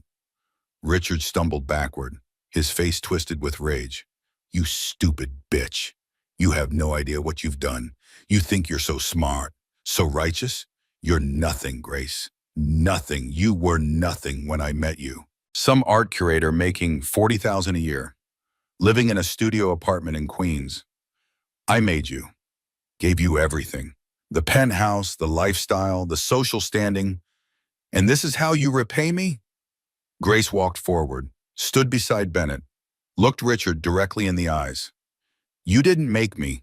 You unmade me. You took a confident, successful woman and turned her into someone small, someone scared, someone who apologized for existing. But I'm done being that person. I'm done being your victim. You'll regret this, Richard hissed. When you're alone, broke, raising a bastard child on welfare, you'll regret destroying me. The only bastard here is you, Grace said, and I won't be broke. Community property laws are very clear. Half of everything is mine. The penthouse, your hedge fund stake, bank accounts, all of it. And since you never filed the prenup, you made me sign. It's not worth the paper it's printed on. Richard's eyes went wide. I filed it. My lawyer filed it. My lawyer. No, Claire's voice came from behind Grace. She had appeared silently. Must have been listening from the living room. You didn't. I checked. Nothing on file at the county clerk's office, which means Grace is entitled to half of everything. And Richard, by everything, I mean your legitimate assets, not the stolen money. That's going back to your victims. But your family trust, your stock portfolio, your personal savings, half of that is Grace's. Richard looked between them. Grace, Bennett, Claire. 3 people united against him. 3 people who knew all his secrets, all his crimes, all his lies. He was outnumbered, Outmaneuvered, outmatched. Vanessa was right about you, Richard said to Grace. His voice was pure venom. You're pathetic, clinging to a man who doesn't want you, trying to trap me with a baby. She said you'd do this, try to destroy me when I finally found happiness. Vanessa's going to prison too, Claire said pleasantly. She's an accomplice, wire fraud, conspiracy. She's looking at 3 to 5 years minimum. Maybe more if the prosecution goes hard. So I wouldn't rely on her for emotional support. She'll be too busy planning her defense. Richard's phone buzzed. He pulled it out, read the screen. His face went from pale to gray. What did you do? What did we do? Bennett asked innocently. The bank accounts, my credit cards, my access to the hedge fund, everything is frozen. I can't access anything. I know, Bennett said. I had them frozen this morning, called in some favors, told the banks there were concerns about fraud and financial irregularities. They were very cooperative, especially when I mentioned I sit on 3 bank boards and would be happy to recommend audits. That's illegal. You can't freeze my accounts. I didn't freeze your accounts. I froze your and Grace's joint accounts, which I have every right to do as Grace's representative. She's my sister. She's vulnerable. She's protecting her interests. That's not illegal. That's smart. Richard's hands shook, actual shaking. Grace saw it and felt nothing. No sympathy, no regret, just cold satisfaction. He had tried to destroy her, tried to stress her into losing her baby, tried to steal her money and her dignity. Now he was getting exactly what he deserved. I'll go to the media, Richard threatened. Tell them you're kidnapping Grace, that you're controlling her, that you're trying to steal her inheritance for yourself. Do it, Bennett said. Please do. I'd love to hold a press conference. Show reporters the evidence of your affair, your fraud, your attempts to harm your pregnant wife. Go ahead, Richard. Make this public. I dare you. Richard had no response, no threats left, no leverage. He stood on the porch like a deflated balloon. All the air gone out of him, all the power evaporated. Leave, Grace said quietly. Leave and don't come back. The next time you hear from me, it will be through my attorney, with divorce papers. Until then, stay away from me. Stay away from this house. Stay away from my family. That baby is my family, Richard said. One last desperate attempt. That's my child. You can't keep me from my own child. Watch me, Grace replied. You're not on the birth certificate. You have no legal rights, no claim. And if you try to establish paternity, I'll make sure the judge hears every detail of how you hoped I'd miscarry, how you tried to stress me into losing the baby, how you called our child a disaster, a problem, something you wished would just go away. No judge will give you custody or even visitation. You'll be lucky if they don't charge you with attempted fetal harm. Richard's face crumpled. For a moment, Grace almost felt sorry for him. Almost. Then she remembered the laughter at the gala, the anniversary dinner with Vanessa, the text messages, the stolen money, the lies upon lies upon lies. Goodbye, Richard, Grace said. I'd say it's been nice knowing you, but we both know that would be a lie, and I'm done with lies. She turned and walked back into the house. Didn't look back, didn't wait to see his reaction. Just walked away. Bennett and Claire followed. The door closed behind them. Locked, secured, safe.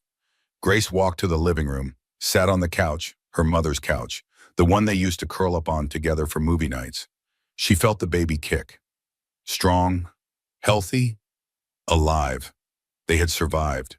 Both of them, against all odds. Bennett appeared with a glass of water. Claire brought a blanket. They settled on either side of Grace, protective, supportive, present. He's going to try again, Grace said. He won't give up that easily. Let him try, Bennett replied. Every attempt he makes, every threat he issues, is more evidence for your custody case. More proof that he's unstable, dangerous, unfit. What if he convinces people I'm lying? What if society sides with him? Society doesn't matter, Claire said firmly. Courts matter. Evidence matters. Truth matters. And Grace, the truth is on your side. Completely, overwhelmingly, undeniably. Richard is finished. He just doesn't know it yet. Grace wanted to believe her, wanted to trust that justice would prevail, that good would triumph over evil, that the system would protect her and her baby. But she had been let down so many times, betrayed so deeply. Trust didn't come easily anymore. I'm exhausted, Grace admitted. Not physically, emotionally. I'm so tired of fighting.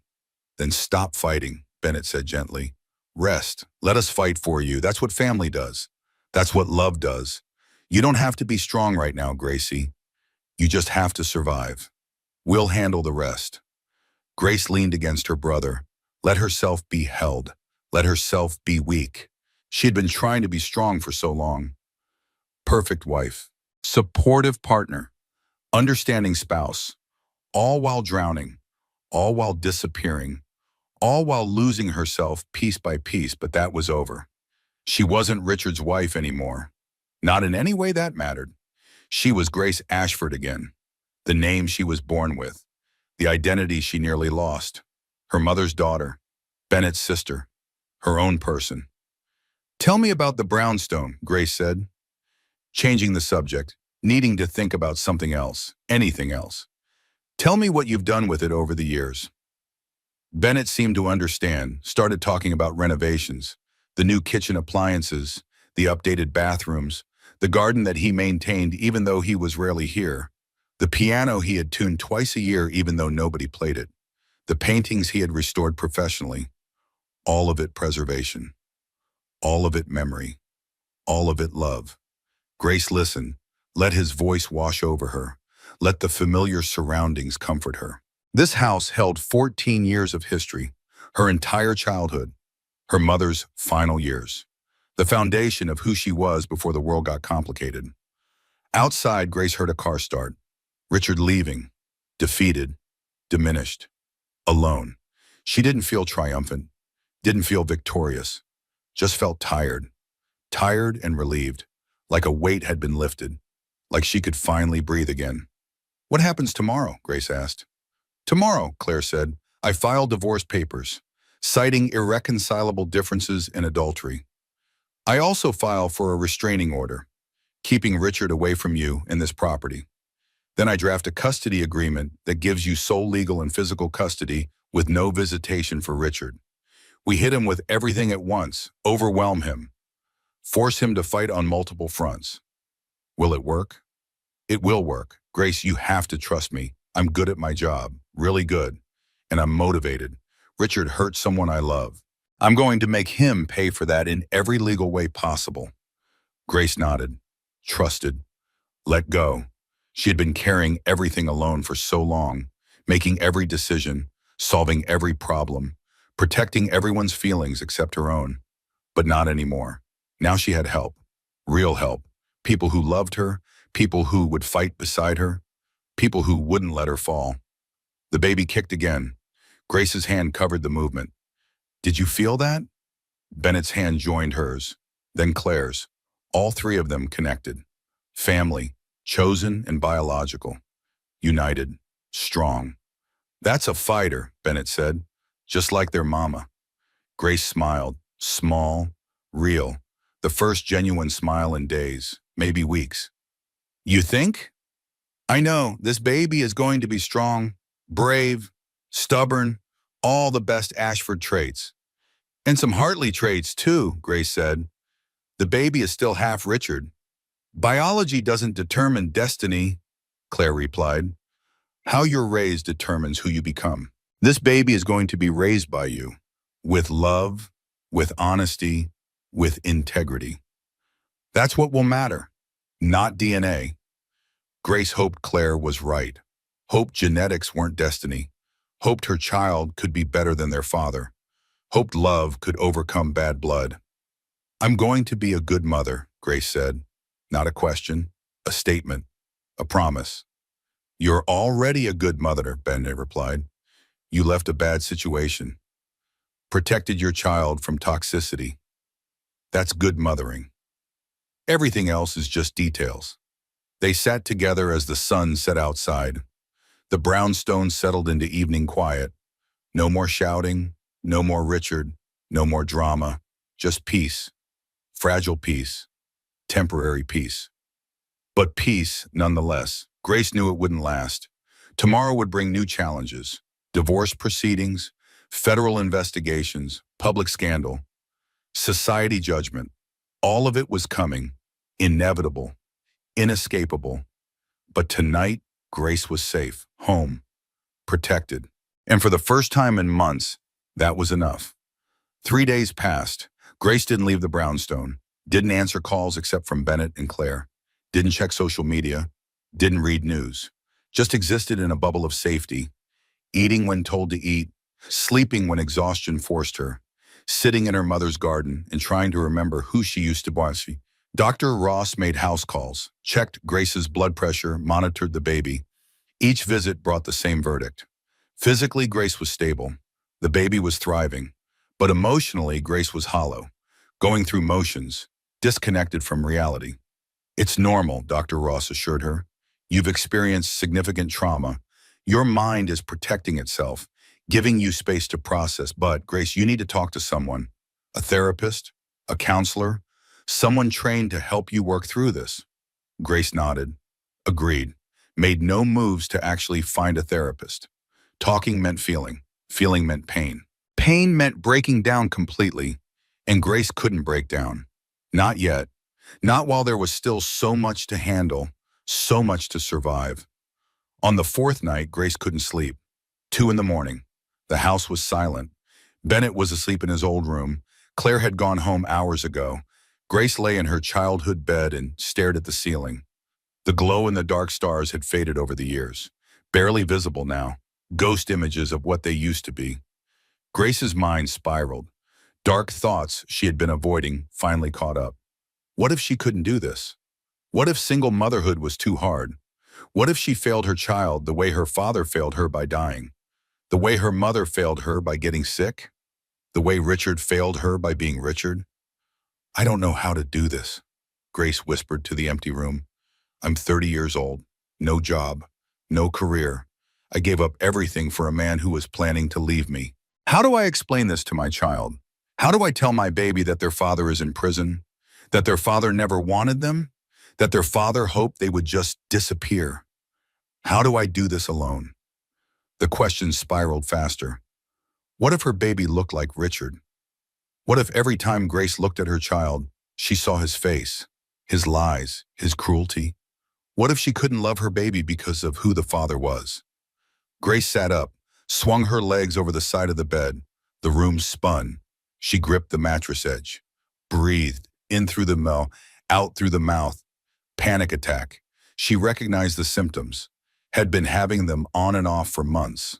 Richard always said she was being dramatic, that she needed to calm down, that she was making herself sick with worry. Maybe he was right. Maybe this was all her fault. Maybe if she had been a better wife, more attentive, more attractive, more something, maybe Richard wouldn't have cheated, wouldn't have stolen, wouldn't have tried to destroy her. No, Grace stopped that thought, forced it away. That was Richard's voice in her head, the gaslighting he had perfected over 6 years, making her doubt herself, making her responsible for his choices. That was manipulation, abuse, not truth. Grace stood, walked downstairs in the dark. She knew this house by heart. Every creak, every corner, every step. Muscle memory from childhood. The kitchen light was on. Someone left it on. Bennett probably. He always did. Just in case Grace needed something. Grace made tea, chamomile, caffeine-free, doctor approved. She sat at the farmhouse table, the same table where she had eaten breakfast before school every morning, where she had done homework every afternoon, where she had sat with her mother the night before she died, holding her hand, promising to be strong. I'm trying, Mom, Grace said to the empty kitchen. I'm trying to be strong. But I don't feel strong. I feel broken, scared, completely lost. The house settled around her, old wood expanding and contracting. Normal sounds. But in the darkness, they felt ominous, like the house itself was judging her, finding her lacking.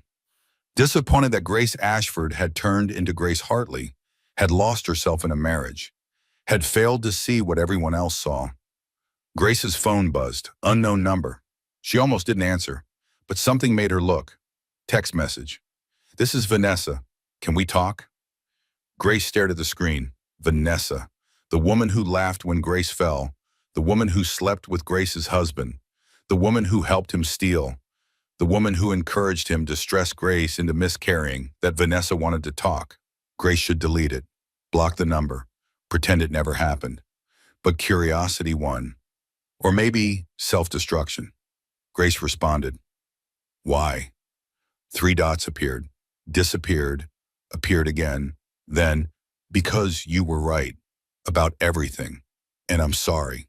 Sorry, Vanessa was sorry. The word felt meaningless, insufficient. But Grace responded anyway. Where are you? Diner in Queens, the one on Steinway Street.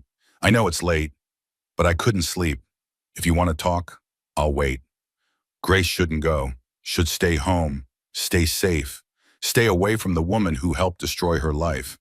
But Grace stood, got dressed, left a note for Bennett, took a car service to Queens, arrived at the diner 30 minutes later. The place was nearly empty, just overnight workers, insomniacs, people with nowhere else to be. Vanessa sat in a corner booth, no makeup, sweatpants, hair in a messy ponytail. She looked young, vulnerable, human. Grace slid into the booth across from her, said nothing, just waited. Thank you for coming, Vanessa said. Her voice was quiet, stripped of the confidence Grace remembered. I wasn't sure you would. I wasn't sure I would either. They sat in silence. A waitress brought coffee. Grace waved it away, ordered decaf tea. Vanessa didn't order anything, just sat there, hands wrapped around a mug that was already empty. I turned evidence, Vanessa said without preamble. Federal prosecutors, everything. Emails, texts, account numbers. Richard's going to prison. Because of me. Good. I'm going too, probably. But they're talking reduced sentence. Cooperation agreement. Maybe 3 years instead of 20. Why are you telling me this? Vanessa looked up. Met Grace's eyes. Because you showed me mercy. When you didn't have to. You could have destroyed me. Instead, you gave me a way out. Nobody's ever done that before. Grace remembered the confrontation at the brownstone, when Grace told Vanessa to turn evidence, to cooperate, to take accountability. She had said it not from kindness, from strategy, but Vanessa interpreted it as mercy. I didn't do it for you, Grace said. I did it to destroy Richard. I know, but it saved me anyway. Vanessa pulled an envelope from her bag, slid it across the table. Richard has another offshore account, one the investigators don't know about yet. It's in the Seychelles, about $800,000. Money he skimmed before I got involved. Here's the account information. Grace didn't touch the envelope. Why are you giving this to me? Because it should be yours, for the baby, for what he put you through, and because turning this over completes my cooperation agreement. Gets me the reduced sentence, so I'm helping myself, but I'm helping you too. Win-win. If I take this, I'm complicit in his fraud. Not if you turn it over through your lawyer as a good faith disclosure during divorce proceedings. You're just being thorough, documenting all marital assets. Vanessa smiled, small, sad. Your lawyer will know how to handle it legally. Grace picked up the envelope, felt its weight, $800,000. Clean money, or clean enough. Money that could secure her future, her baby's future. Money Richard tried to hide while claiming he couldn't afford child support. I need to tell you something, Vanessa continued. The pregnancy, the fake pregnancy, that was Richard's idea. He wanted you to feel like you couldn't compete, like even if you divorced him, he'd moved on, started a new family. He wanted you to feel worthless. Grace had known this. Marcus's investigation found the fake pregnancy tests, but hearing it from Vanessa made it real, made it hurt in a new way. Why did you agree to it? Because I was stupid, 26 years old, thought I was in love, thought Richard would leave you for me. He promised he would, said you were cold, that you didn't understand him, that the marriage was dead, that you trapped him with the pregnancy. Vanessa laughed bitterly. I believed every word. Believed I was special, different. The one who really understood him. Did he tell you about the other women? Vanessa's head snapped up. What other women? There were others before you, a paralegal at his firm 3 years ago, a client's daughter 2 years ago, probably more I don't know about. You weren't special, Vanessa, you were just next in line. The color drained from Vanessa's face. He told me I was the only one, that he'd never cheated before me, that what we had was different. He lied. That's what Richard does. He leads, he manipulates, he takes vulnerable women and makes them feel special. Then he uses them, discards them, moves on to the next one. You and I are just two in a long line of women he destroyed. Vanessa started crying. Quiet tears, not dramatic, just sad. I wasted 2 years of my life on him, became a criminal for him, lost myself for him, and I was just another conquest, another disposable woman. Grace should have felt satisfaction, vindication, but mostly she felt tired. And something like sympathy. Vanessa was 26, Grace was 30. 4 years didn't seem like much. But they were 4 years of experience, 4 years of learning who to trust, 4 years of building boundaries. Vanessa didn't have those years yet. She was still learning, still making mistakes. What will you do? Grace asked. After prison? I don't know. My parents won't talk to me. My friends have all disappeared. My career is over. I have nothing. I am nothing.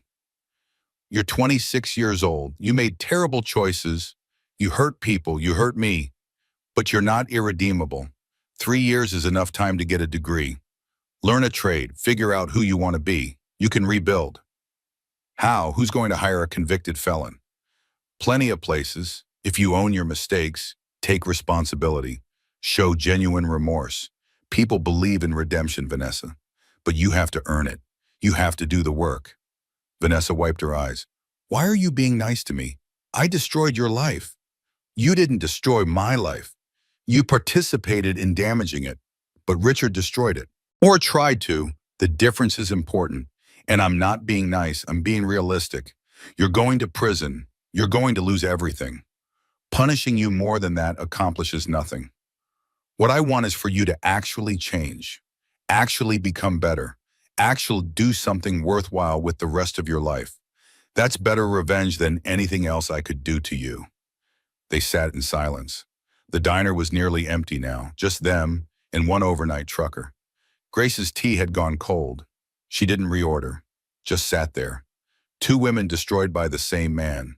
Finding something like understanding, not forgiveness, not friendship, but recognition, shared experience, common ground. He never loved me, Vanessa said quietly. Did he? No, I don't think Richard is capable of loving anyone except himself. Did he ever love you? Grace thought about it, really thought. I don't know, maybe in the beginning, or maybe I just wanted to believe he did. Maybe I love the idea of being loved more than I love the actual person.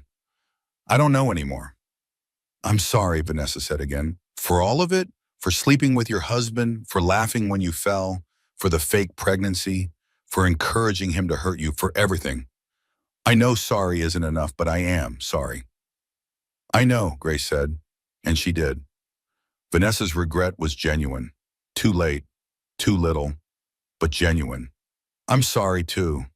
For what? You didn't do anything wrong? I stayed too long, ignored too many signs, let him isolate me from people who cared, let myself become small. I'm sorry I wasn't stronger. Sorry I didn't see clearly sooner. Sorry I let it get this bad before I left. That's not your fault. That's what abusers do. They make you doubt yourself, make you think you're the problem. That's not weakness. That's trauma. Grace looked at Vanessa, really looked.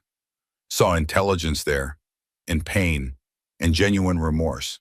This woman had made terrible choices, had hurt people, had broken laws, but she wasn't a monster, just damaged, lost, young. Not so different from Grace at 26, before Richard, before marriage, before everything got complicated. What will you do? Vanessa asked.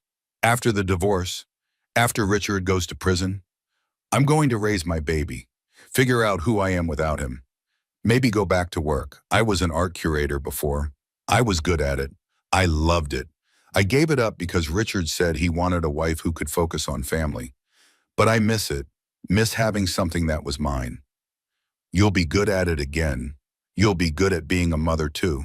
I can tell. How can you tell? Because you had the strength to leave, to protect your baby from toxicity. That's good mothering right there, Lem. Everything else is just details. Grace finished her cold tea, stood, tucked the envelope into her bag. I hope you use your time in prison wisely. Get your degree. Figure out who you want to be. Come out better than you went in. That's the best thing you can do now. What about you? What do you hope for yourself? Grace thought about it. What did she hope for? Not happiness. That felt too abstract, too far away, something simpler, more achievable. Peace, I hope for peace, and maybe someday joy. But right now, I'd settle for peace. Vanessa stood, held out her hand. Grace looked at it. That hand had touched Richard, had signed fraudulent documents, had helped destroy Grace's life. But it was also the hand offering her $800,000, offering cooperation, offering something like closure. Grace shook it, brief, businesslike. Goodbye, Vanessa. I hope you find what you're looking for. You too, Grace. You deserve it. You really do. Grace left the diner, walked out into the pre-dawn darkness. Queens was quiet, peaceful, the city sleeping before the chaos of morning. She stood on the sidewalk and breathed. In, out, in, out. Her baby kicked. Strong, insistent, alive. Mama met the other woman today, Grace said to her belly. The woman who wanted you to disappear. But you know what? She's not a monster. She's just a person, a damaged person, like all of us, like me, like everyone. The car service arrived. Grace climbed in, gave the address, leaned back against the seat. She felt lighter. The envelope in her bag was heavy, but her heart was lighter. She had looked Vanessa in the eye, had seen her humanity, had offered something like mercy, not forgiveness, but acknowledgement, recognition that people could change, could choose better. The brownstone was dark when Grace arrived. Bennett's light was on. He must have woken up, seen her note, worried. Grace let herself in quietly, climbed the stairs slowly. Bennett's door opened before she reached it. You okay? He asked. Concern etched on his face. Yeah, I'm okay. I met with Vanessa. You what? She texted, asked to talk. I went. We talked. She gave me information about another offshore account, $800,000. And she apologized, really apologized. Bennett ran his hand through his hair. Grace, that was dangerous. Meeting her alone, at night, she could have hurt you. She could have, but she didn't. She's just a girl, Bennett. A stupid girl who made terrible choices. She's not evil, just damaged. Damaged people can be dangerous. So can I, so can you, so can anyone. Grace handed him the envelope. Give this to Claire. Tell her to turn it over properly, through legal channels. I don't want Richard's stolen money, but I'll take what's legally mine, what I'm entitled to as his wife. Bennett took the envelope. You sure you're okay? No, I'm not okay. I'm 7 months pregnant, getting divorced. My husband is going to prison. My life is a public scandal. I'm not okay at all. Grace smiled, small, sad, real. But I'm going to be, eventually. That's enough for now. She went to her room, closed the door, lay down on the bed. The glow in the dark stars were completely invisible now, but Grace knew they were there, hidden, waiting, ready to shine again when darkness came. Grace closed her eyes, thought about Vanessa, about Richard, about the baby growing inside her, about the future stretching out unknown and terrifying and full of possibility. She thought about her mother, about the painting of the sunrise, about the promise of light after darkness. I'm going to be okay, Grace whispered. We're going to be okay.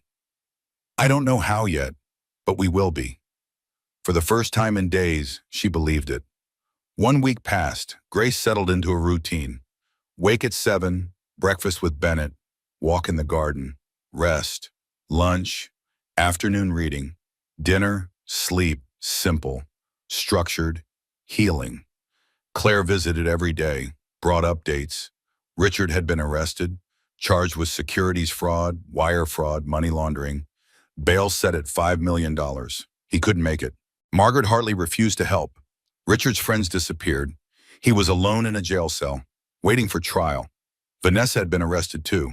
Different charges, lesser role, but arrested nonetheless. She was cooperating fully, giving prosecutors everything they needed. Her attorney was confident about the reduced sentence. The divorce papers were filed. Claire was ruthless. Sole custody to Grace, no visitation rights for Richard. All marital assets to be divided. Restraining order, keeping Richard away from Grace in the brownstone. Temporary child support of $10,000 per month starting immediately. Richard's lawyer tried to fight, sent letters, made threats. Claire destroyed every argument, cited the affair, the fraud, the text messages about hoping for a miscarriage. Richard had no defense, no leverage, no power. "He's done," Claire said over coffee one morning. "Completely done. His reputation is destroyed, his business is gone, his clients are suing. The Bar Association is investigating whether to disbar him. Everything he built is collapsing, and it's his own fault." Grace should have felt satisfied, victorious, but mostly she felt empty, hollow, like she had won a battle but lost something essential in the fighting. Her innocence maybe, her ability to trust, her belief that people were fundamentally good. "I don't care about Richard anymore," Grace admitted. "I just want this to be over. Want to move forward, want to forget he exists." "Soon," Claire promised. "The divorce will be final in 6 months. New York law. But Grace, you're free now. Really free. Richard has no power over you, no way to hurt you. You've won." But winning felt hollow. Grace went through motions, did what was expected, smiled when appropriate, said the right things, but inside she was numb, processing, healing in ways that weren't visible, in ways that took time. On the 10th day, Grace's phone rang. Unknown number. She almost didn't answer, but something made her. "Hello? Grace, it's Linda Morrison from the museum." Grace sat up straight. Linda, her former boss, the woman Grace had worked under for 3 years before marrying Richard, before giving up her career to be a proper society wife. "Linda, hi, how are you?" "I'm good. Listen, I know this is out of the blue, and I know you've been going through a lot. The news has been everywhere. I'm so sorry, Grace. You didn't deserve any of that." "Thank you. I'm calling because I have a proposition. We have a grant-funded research position, cataloging restoration documentation for our permanent collection. It's part-time, flexible hours. You could work from home mostly, only come in when you want to. And Grace, I know you're pregnant. I know you have a baby coming. This position is designed for that. For mothers, for women who need flexibility. I immediately thought of you." Grace's breath caught. A job, real work, something that was hers, something Richard couldn't touch or ruin or take away. "I don't know what to say." "Say you'll think about it. The pay is modest. $60,000 a year for 20 hours a week. Not what you made before. But it's steady, it's meaningful. And Grace, I've missed having you on my team. You were the best curator I ever worked with. The most talented, the most passionate. I'd love to have you back, in whatever capacity works for you." Tears burned Grace's eyes, good tears, grateful tears. "Can I start after the baby is born? I'm due in 2 months." "Absolutely. Take all the maternity leave you need. The position doesn't officially start until January anyway. That's 4 months from now. Plenty of time to have the baby, recover, adjust. When you're ready, we'll be here." "Then yes, I want the position. Thank you, Linda. Thank you so much. Thank you for saying yes. Welcome back, Grace. We've missed you." Linda hung up. Grace sat there, phone in hand, staring at nothing. She had a job, a real job, something to look forward to, something to build toward. Her future wasn't just single motherhood and survival. It was work she loved, purpose, identity beyond wife and mother. Grace stood, walked downstairs, found Bennett in the study, working on his laptop. "I have a job," she announced. Bennett looked up, smiled. "You do?" "Museum curator, part-time, flexible hours, starting in January. Linda Morrison called and offered me a position." "That's incredible, Gracie. Congratulations." "I have a career again. Something that's mine, something I'm good at, something that matters." Bennett closed his laptop, stood, pulled Grace into a hug. "You've always been good at that. I'm so glad you're going back to it. Mom would be proud." Grace hugged him back, held on tight. Her brother, her protector, the person who never gave up on her even when she gave up on herself. "Thank you for keeping me safe, for fighting for me, for everything." "You don't have to thank me. That's what family does." That afternoon, Grace did something she hadn't done in weeks. She opened her laptop, logged into her old email account, the one from before Richard, the one with her maiden name, Grace Ashford, not Grace Hartley, never Grace Hartley again. There were emails, hundreds of them. Most were spam, but some were from old friends, college roommates, former coworkers, people who had fallen away during her marriage, people she had stopped calling because Richard always had reasons they couldn't visit, couldn't attend parties, couldn't maintain friendships. Grace started responding, one email at a time, short messages. "Hi, I know it's been years. I'm sorry I disappeared. I got lost in my marriage, but I'm back now. I'd love to reconnect if you're interested." Most people didn't respond. Too much time had passed, too much distance. Grace didn't blame them. She had been a bad friend, absent, unavailable, wrapped up in Richard's world to the exclusion of everything else.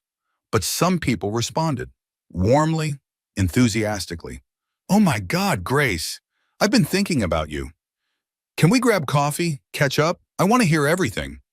Grace scheduled coffee dates, 3 of them, for after the baby was born. Small steps, rebuilding her social circle, reconnecting with people who knew her before, who remembered who she was when she was happy. That evening, Grace went to the garden, her mother's garden. The roses were in full bloom, pink and white and yellow, beautiful, thriving. Grace sat on the wooden bench her father had built, ran her hands over worn wood, smooth from years of use, years of family sitting here, talking, laughing, being together. The baby kicked. Grace's hand covered the movement. "You're going to love this garden," she said. "Your grandmother planted these roses. Your grandfather built this bench. Your uncle maintained it all these years. This is your family, little one. This is where you come from. Love, strength, resilience, that's your legacy." The sun was setting. Golden light filtered through the trees. Grace watched shadows lengthen, listened to city sounds, cars, sirens, people, life continuing all around her. The world didn't stop because her marriage ended, didn't pause because she was in pain. It just kept moving. And Grace was moving with it now. Forward, always forward. "I'm not the same person I was before Richard," Grace said to the roses, to her mother's memory, to herself. "I'm different now, harder, more careful, less trusting, but also stronger, wiser, more sure of myself. I know what I won't tolerate now. I know my worth. That's something." A memory surfaced. Her mother, the year before she died, sitting on this very bench. Grace was 16, crying over a boy who broke her heart. Her mother held her, stroked her hair, said something Grace hadn't understood then. "Heartbreak teaches you who you are, not who you wish you were, not who you pretend to be, who you actually are. When everything is stripped away, when you're alone with your pain, that's when you discover your true self." Grace understood now. Richard had broken her heart, broken her trust, broken her illusions. But in the breaking, she had discovered herself, the real Grace, not the perfect wife, not the society hostess, not the woman who made herself small to fit into someone else's life.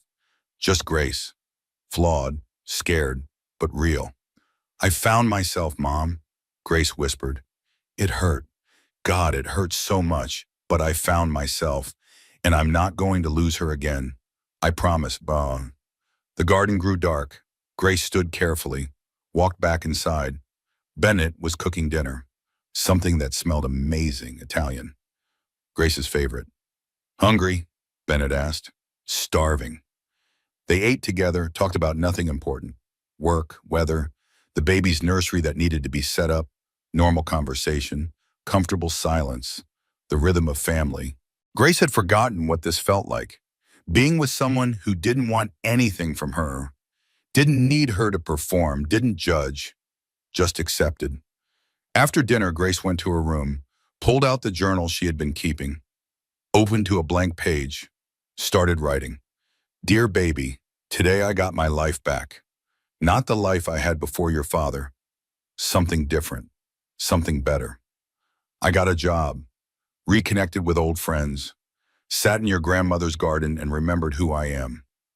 I'm still scared, still unsure about the future, still healing from everything that happened. But I'm also hopeful. For the first time in months, I'm actually hopeful. You're going to be born into love, real love. Not the conditional kind your father offered, the kind that doesn't require you to be perfect, to perform, to pretend, just love for existing, for being you. I can't wait to meet you, can't wait to show you this garden, this house, this family. You're going to have the best uncle in the world, the best Aunt and Claire, the best grandmother's memory, and a mother who's learning every day how to be stronger, how to be better, how to be enough. I love you already, more than I knew was possible, more than anything. Always. Mom. Grace closed the journal, set it aside, lay back on the bed. The baby kicked. Grace smiled, closed her eyes, let sleep come. Peaceful sleep, healing sleep. The kind that came from knowing the worst was over. The storm had passed, sunlight was breaking through. Tomorrow would bring new challenges, but tonight Grace was safe. Home, hopeful, and that was enough. 2 weeks later, Grace stood in front of the bathroom mirror, 8 months pregnant now, enormous, swollen, uncomfortable, but healthy. The baby was strong, active, growing exactly as expected. Dr. Ross was pleased. Blood pressure stable, no signs of preeclampsia. Grace was cleared for normal activity, within reason. Today was Richard's arraignment. Grace didn't have to attend. Claire said it was optional. But Grace wanted to be there. One wanted Richard to see her, wanted him to know she was still standing, still strong, still here. She dressed carefully, navy blue dress that fit her pregnant body, simple jewelry, hair styled, makeup done. She looked good, healthy, put together, not like a victim, like a woman who had survived, who was thriving. Bennett drove her to the courthouse. Claire met them outside. You sure about this? Claire asked. It's going to be intense. Media, spectators, Richard's family, everyone's going to be there. I'm sure I need to see this, need to watch him face consequences, for me, for closure. They entered through a side door, avoiding reporters. The courtroom was packed, society people, Richard's former clients, lawyers, journalists. Everyone wanted to watch the fall of Richard Hartley, from hedge fund darling to federal criminal. It was the scandal of the season. Grace sat in the gallery, Bennett on one side, Claire on the other. Protected, supported. She kept her head high, didn't hide, didn't shrink, let people stare, let them whisper. She had nothing to be ashamed of, nothing to hide. The bailiff called court to order. Everyone stood. Judge Harrison entered. Older woman, stern expression, no nonsense demeanor. She sat. Everyone else sat. The door opened. Richard was brought in. Orange jumpsuit, handcuffs, shackles. He looked smaller, diminished, gray under the fluorescent lights. His eyes scanned the courtroom, looking for friendly faces, found none. Then they landed on Grace. For a moment, they just stared at each other. 6 years of marriage, reduced to this. Him in chains, her free, him guilty, her vindicated. The expression on his face was complex, surprise, anger, something that might have been regret, but probably wasn't. Grace didn't react, didn't smile, didn't glare, just looked at him with complete indifference. The opposite of love wasn't hate, it was apathy. And Grace felt nothing. He was a stranger, a criminal, someone she used to know, nothing more. The judge read the charges: securities fraud, wire fraud, money laundering, and conspiracy. Each charge carried years of prison time. The prosecution outlined the case: $8 million stolen, 12 victims, 18 months of systematic theft, documentation, evidence, witnesses. The case was airtight. Richard's lawyer tried to argue for reasonable bail, cited Richard's ties to the community, his clean record, his cooperation. The judge was unmoved. Mr. Hartley has access to millions of dollars hidden in offshore accounts, Judge Harrison said. He is an extreme flight risk. He has demonstrated willingness to commit federal crimes. Bail is set at $5 million cash. No bond, cash only. Richard's lawyer objected. The judge overruled. Richard was going to stay in jail. No bail, no freedom, not until trial, which could be 9 to 12 months away, maybe longer. Margaret Hartley stood. Your Honor, I'd like to address the court. Proceed. I'm Richard's mother. I want the record to show that our family does not condone these alleged actions. We are deeply disappointed. We will not be providing financial support. Richard will have to face these consequences alone. Grace watched Margaret sit down, wash her hands of her bun, protect the family name, prioritize reputation over relationship. Margaret had never been warm, but this was cold even for her. Complete abandonment. The judge moved to sentencing dates, preliminary hearings, discovery schedules, legal procedurals that Grace only half understood. But the important part was clear. Richard wasn't getting out, wasn't going free, would spend the next year in jail waiting for trial, then decades in prison after conviction. Vanessa was arraigned separately, different courtroom. Grace didn't attend that one, didn't need to. Claire reported back, 3-year plea deal. Vanessa would serve 18 months with good behavior. Start in minimum security, get out young enough to rebuild. Harsh punishment, but survivable. Court adjourned. Richard was led away. He looked back once at Grace. She met his eyes, felt nothing, no anger, no sadness, just emptiness where love used to be, where marriage used to exist. Nothing remained but history, bad history. Outside the courthouse, reporters swarmed, cameras, microphones, questions shouted. Mrs. Hartley, how do you feel? Are you relieved? Will you divorce him? When is the baby due? Bennett's security team created a path. Grace walked through, head high. She stopped once, looked at the cameras, spoke clearly. I feel free. That was all. 3 words. But they said everything. Grace Hartley was done being a victim, done being defined by her husband's choices, done hiding. She was free. Finally, completely, absolutely. The clip went viral. Grace's face, pregnant, dignified, strong, saying those 3 words. I feel free. It became a meme, a rallying cry. Women everywhere shared it, commented, related, saw themselves in Grace's journey, from victim to survivor, from trapped to liberated, from broken to whole. Grace's Instagram, dormant for months, suddenly had followers, thousands of them. Women sending messages, sharing their own stories, finding strength in Grace's strength, finding hope in her survival. Grace read them, every single one. Women who had been cheated on, gaslit, abused. Women who felt alone, invisible, worthless. Women who needed to know they could leave, could survive, could thrive. Grace started responding, not to all of them, but to some. Short messages. You're stronger than you think. You deserve better. You can do this. Simple words, but powerful, because they came from someone who had been there, who understood, who had survived. 1 week later, Grace received notification. The divorce was progressing. Richard wasn't contesting, wasn't fighting. He signed everything Claire put in front of him. Sole custody to Grace. All marital assets to be divided. No visitation rights. Clean break. The penthouse sold. Too many bad memories. Too much Richard. Grace took half the proceeds. $2 million, added to the $800,000 from the Seychelles account.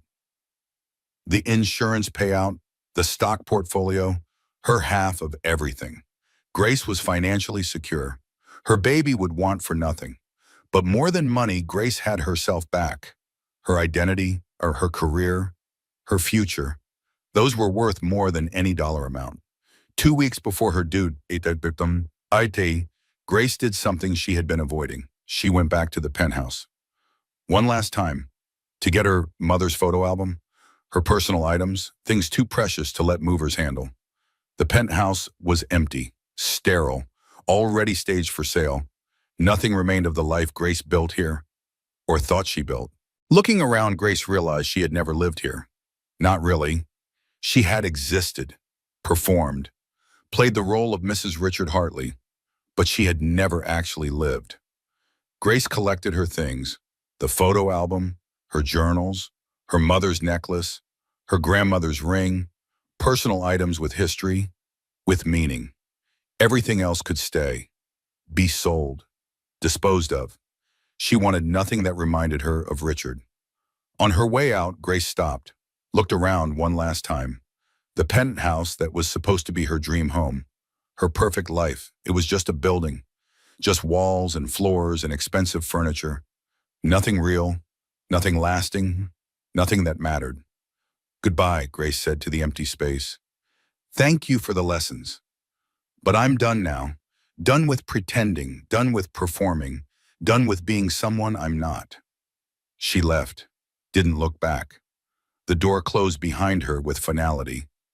That chapter was over, completely, irrevocably, only forward now, only future, only new beginnings. Grace returned to the brownstone, her real home, where her family lived, where memories were genuine, where love was unconditional. She arranged her mother's photos in her room, hung the paintings, created space that was hers, that reflected who she actually was. Bennett helped her set up the nursery, the third bedroom, small but perfect. They painted walls soft yellow, built the crib together, hung curtains, created a space full of light in hope and possibility, a space for new life, new generation, new story. Your baby is going to love this, Bennett said. Going to grow up surrounded by family, by love, by people who would do anything to protect them. I know, Grace said. She ran her hand over the crib rail, smooth wood, sturdy, safe. This baby is going to know security, stability, unconditional love, everything I had growing up, everything Richard couldn't give. Everything Richard wouldn't give, Bennett corrected. He had the capacity. He just chose not to, chose himself instead. That's not inability, that's selfishness. Grace nodded. Bennett was right. Richard wasn't incapable of love. He was unwilling, too self-absorbed, too entitled, too broken to give anyone else what they needed. That wasn't Grace's fault, wasn't her failure. It was his choice, his loss. The baby kicked, strong, insistent. Grace smiled. Soon, she said to her belly, just a few more weeks, then you get to meet all these people who love you already, who can't wait to hold you, to protect you, to watch you grow. That night, Grace couldn't sleep, too uncomfortable, too pregnant, too anxious about the impending birth. She lay in bed, stared at the ceiling, thought about everything that had happened, everything she had survived, everything she had learned. She reached for her journal, started writing. 10 things I learned from leaving. 1, you can survive things you thought would destroy you. 2, the people who really love you will fight for you. 3, healing isn't linear. Some days are better than others. 4, you're stronger than you know. 5, it's okay to ask for help. 6, your worth isn't determined by someone else's ability to see it. 7, starting over isn't failure, it's courage. 8, the right people will celebrate your growth. 9, you don't have to forgive to move forward. 10, the life you build after loss is often better than what you lost. Grace closed the journal, set it aside. The baby kicked again. Grace's hand covered the movement. You're going to be born into a new life, a better life, a life your mother chose, fought for, survived to create. I'm so proud of that, so grateful, so ready. She closed her eyes. Let sleep come finally. Tomorrow would bring new challenges, but tonight, Grace was at peace, complete peace, for the first time in years. And that was worth everything she had been through to get here. Grace went into labor at 3 in the morning. Sharp pain woke her, immediate, unmistakable. Her baby was coming. Bennett was there in seconds. Grabbed the hospital bag, called for a car. The contractions were strong, regular, 5 minutes apart. This was happening. Labor lasted 12 hours. Difficult, exhausting. But Bennett held her hand through every contraction. Claire arrived at hour 6 with encouragement and ice chips. Dr. Ross was calm, professional, supportive. You're doing beautifully, Grace. Just a little longer. At 2:17 in the afternoon, Judith Hope Ashford was born. 7 pounds, 4 ounces. Perfect. Dr. Ross placed her on Grace's chest. Mother and daughter, skin to skin. Grace looked down at her baby and felt love so overwhelming it hurt. Hi, Judith. I'm your mama. I'm so happy you're here. Judith opened her eyes, looked at Grace like she recognized her mother's voice.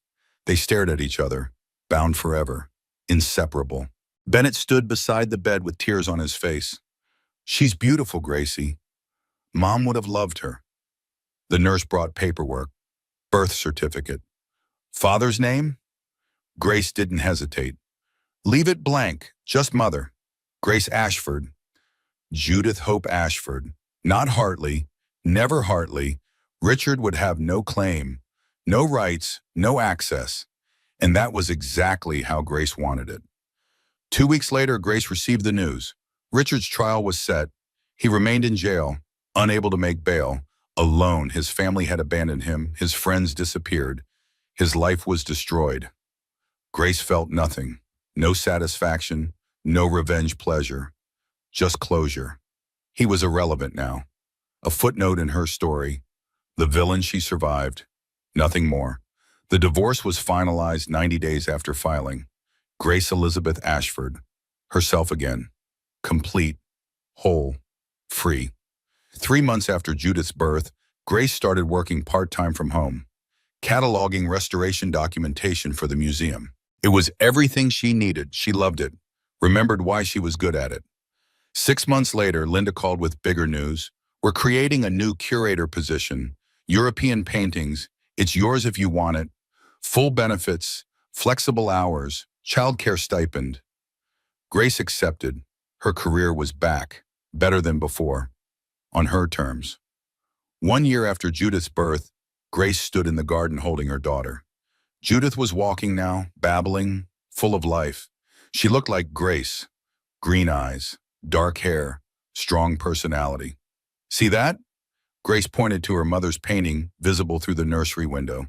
That's a sunrise. Your grandmother painted it. She knew something important. No matter how dark the night gets, morning always comes. Always. Judith touched the window, left tiny handprints. Grace didn't wipe them away. Evidence of life, of presence, of her daughter's existence. Grace's phone buzzed. Text from Vanessa. She was in prison, 8 months into her sentence. Taking college courses. Actually changing. Judith's first birthday soon, right? I made her something in art class. Can I send it? Grace considered, then responded, yes, thank you. Forgiveness was complicated, but Grace could acknowledge growth, could recognize genuine change. On Judith's second birthday, Grace threw a party at the brownstone. Bennett, Claire, Linda, museum colleagues, mom friends, real community, real family.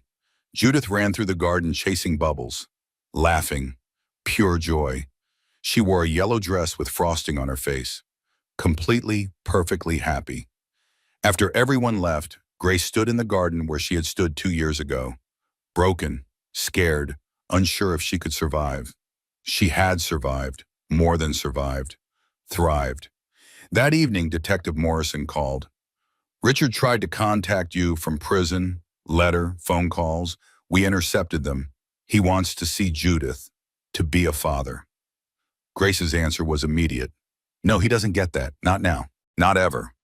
She hung up. checked on Judith, sound asleep with the stuffed elephant Bennett had given her. Grace adjusted the blanket, kissed her forehead. Your father wants to meet you, but he doesn't get to, because wanting something doesn't mean deserving it. You're mine, you're ours, you're Ashford. Not Hartley, never Hartley. Grace returned to her room. Wrote one final journal entry about Richard. Richard called from prison, wants to meet Judith. My answer is no. Will always be no. Not because I'm cruel, because I'm protective. Judith deserves better than a father who hoped she'd never be born. I don't hate Richard anymore. Don't love him. Don't feel anything. He's a stranger. A cautionary tale. My life is better without him. Judith's life is better without him. We are complete, whole, happy. Goodbye, Richard. Again. Finally. Forever. Grace closed the journal. Felt lighter. Freer. Richard was truly in her past now. Just history. Bad history. But history nonetheless. Grace's story didn't end with revenge. It ended with something better. Freedom. Peace. A life she built on her own terms. She took the worst betrayal imaginable and turned it into her greatest transformation. And here's what I want you to know. If you're going through something similar, if you're trapped in a situation where everyone sees what you refuse to see, if you're scared to leave because you don't know how you'll survive, Grace's story is proof. You can survive. You will survive. And on the other side is a life more beautiful than you can imagine right now. If this story resonated with you, hit that like button. It helps other women find these stories when they need them most. Drop a comment telling me what moment hit you hardest. Was it the gala, the confrontation, the moment Grace finally said no? I read every single comment, and your stories inspire me. Share this video with someone who needs to hear it. Sometimes we can't say the words ourselves, but we can share a story that says them for us. And if you want more stories like this, stories about women who survived, who fought back, who rebuilt from nothing, subscribe and hit that notification bell, because every week I bring you a new story of strength, of survival, of women who refuse to stay broken. Remember, after darkness, there is always light. Always. I'll see you in the next story.